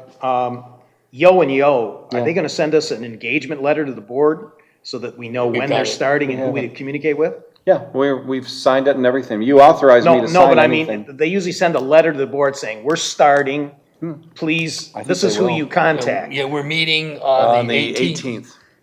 We're meeting with them Remind them to send a internally. letter so I know who to contact if I Well- want it. That's like Plant Okay. Moran would say, we're starting on this date, and if you need to contact us, this is who we are. I'm sure they will. I'm sure that's standard procedure. I haven't even gotten anything from them yet, other than we're gonna meet with them We'll next meet with them couple with, weeks. our pre-meeting is gonna be Yeah. on the 18th. Our pre-meeting. And question, has the dump truck that we long ordered ever Here. been delivered? It's been delivered. We have it. We have it, all right, I can go touch it. Yeah. Touch it. Okay. So, January 25th, we've got the IFT for World Stone at the Ridge 5 development. We have the MDOT agreement. We're gonna have an easement agreement with MDOT on the Ann Arbor Road CSX project. We have some easements to approve. We're gonna award a bid for cleaning services for township buildings. Approve the 2022 priority list. I've got some appointments to the DDA And then maybe we'll talk to Jeremy if need be about sidewalks again. Anybody in the audience? Bob, while he's walking up there, will you tell us about is there some meeting, special planning commission meeting tomorrow? Wow. Yeah. And people should be telling the board if that's the case, so I would know. Yeah, I assumed you did. No, I only found out from next door.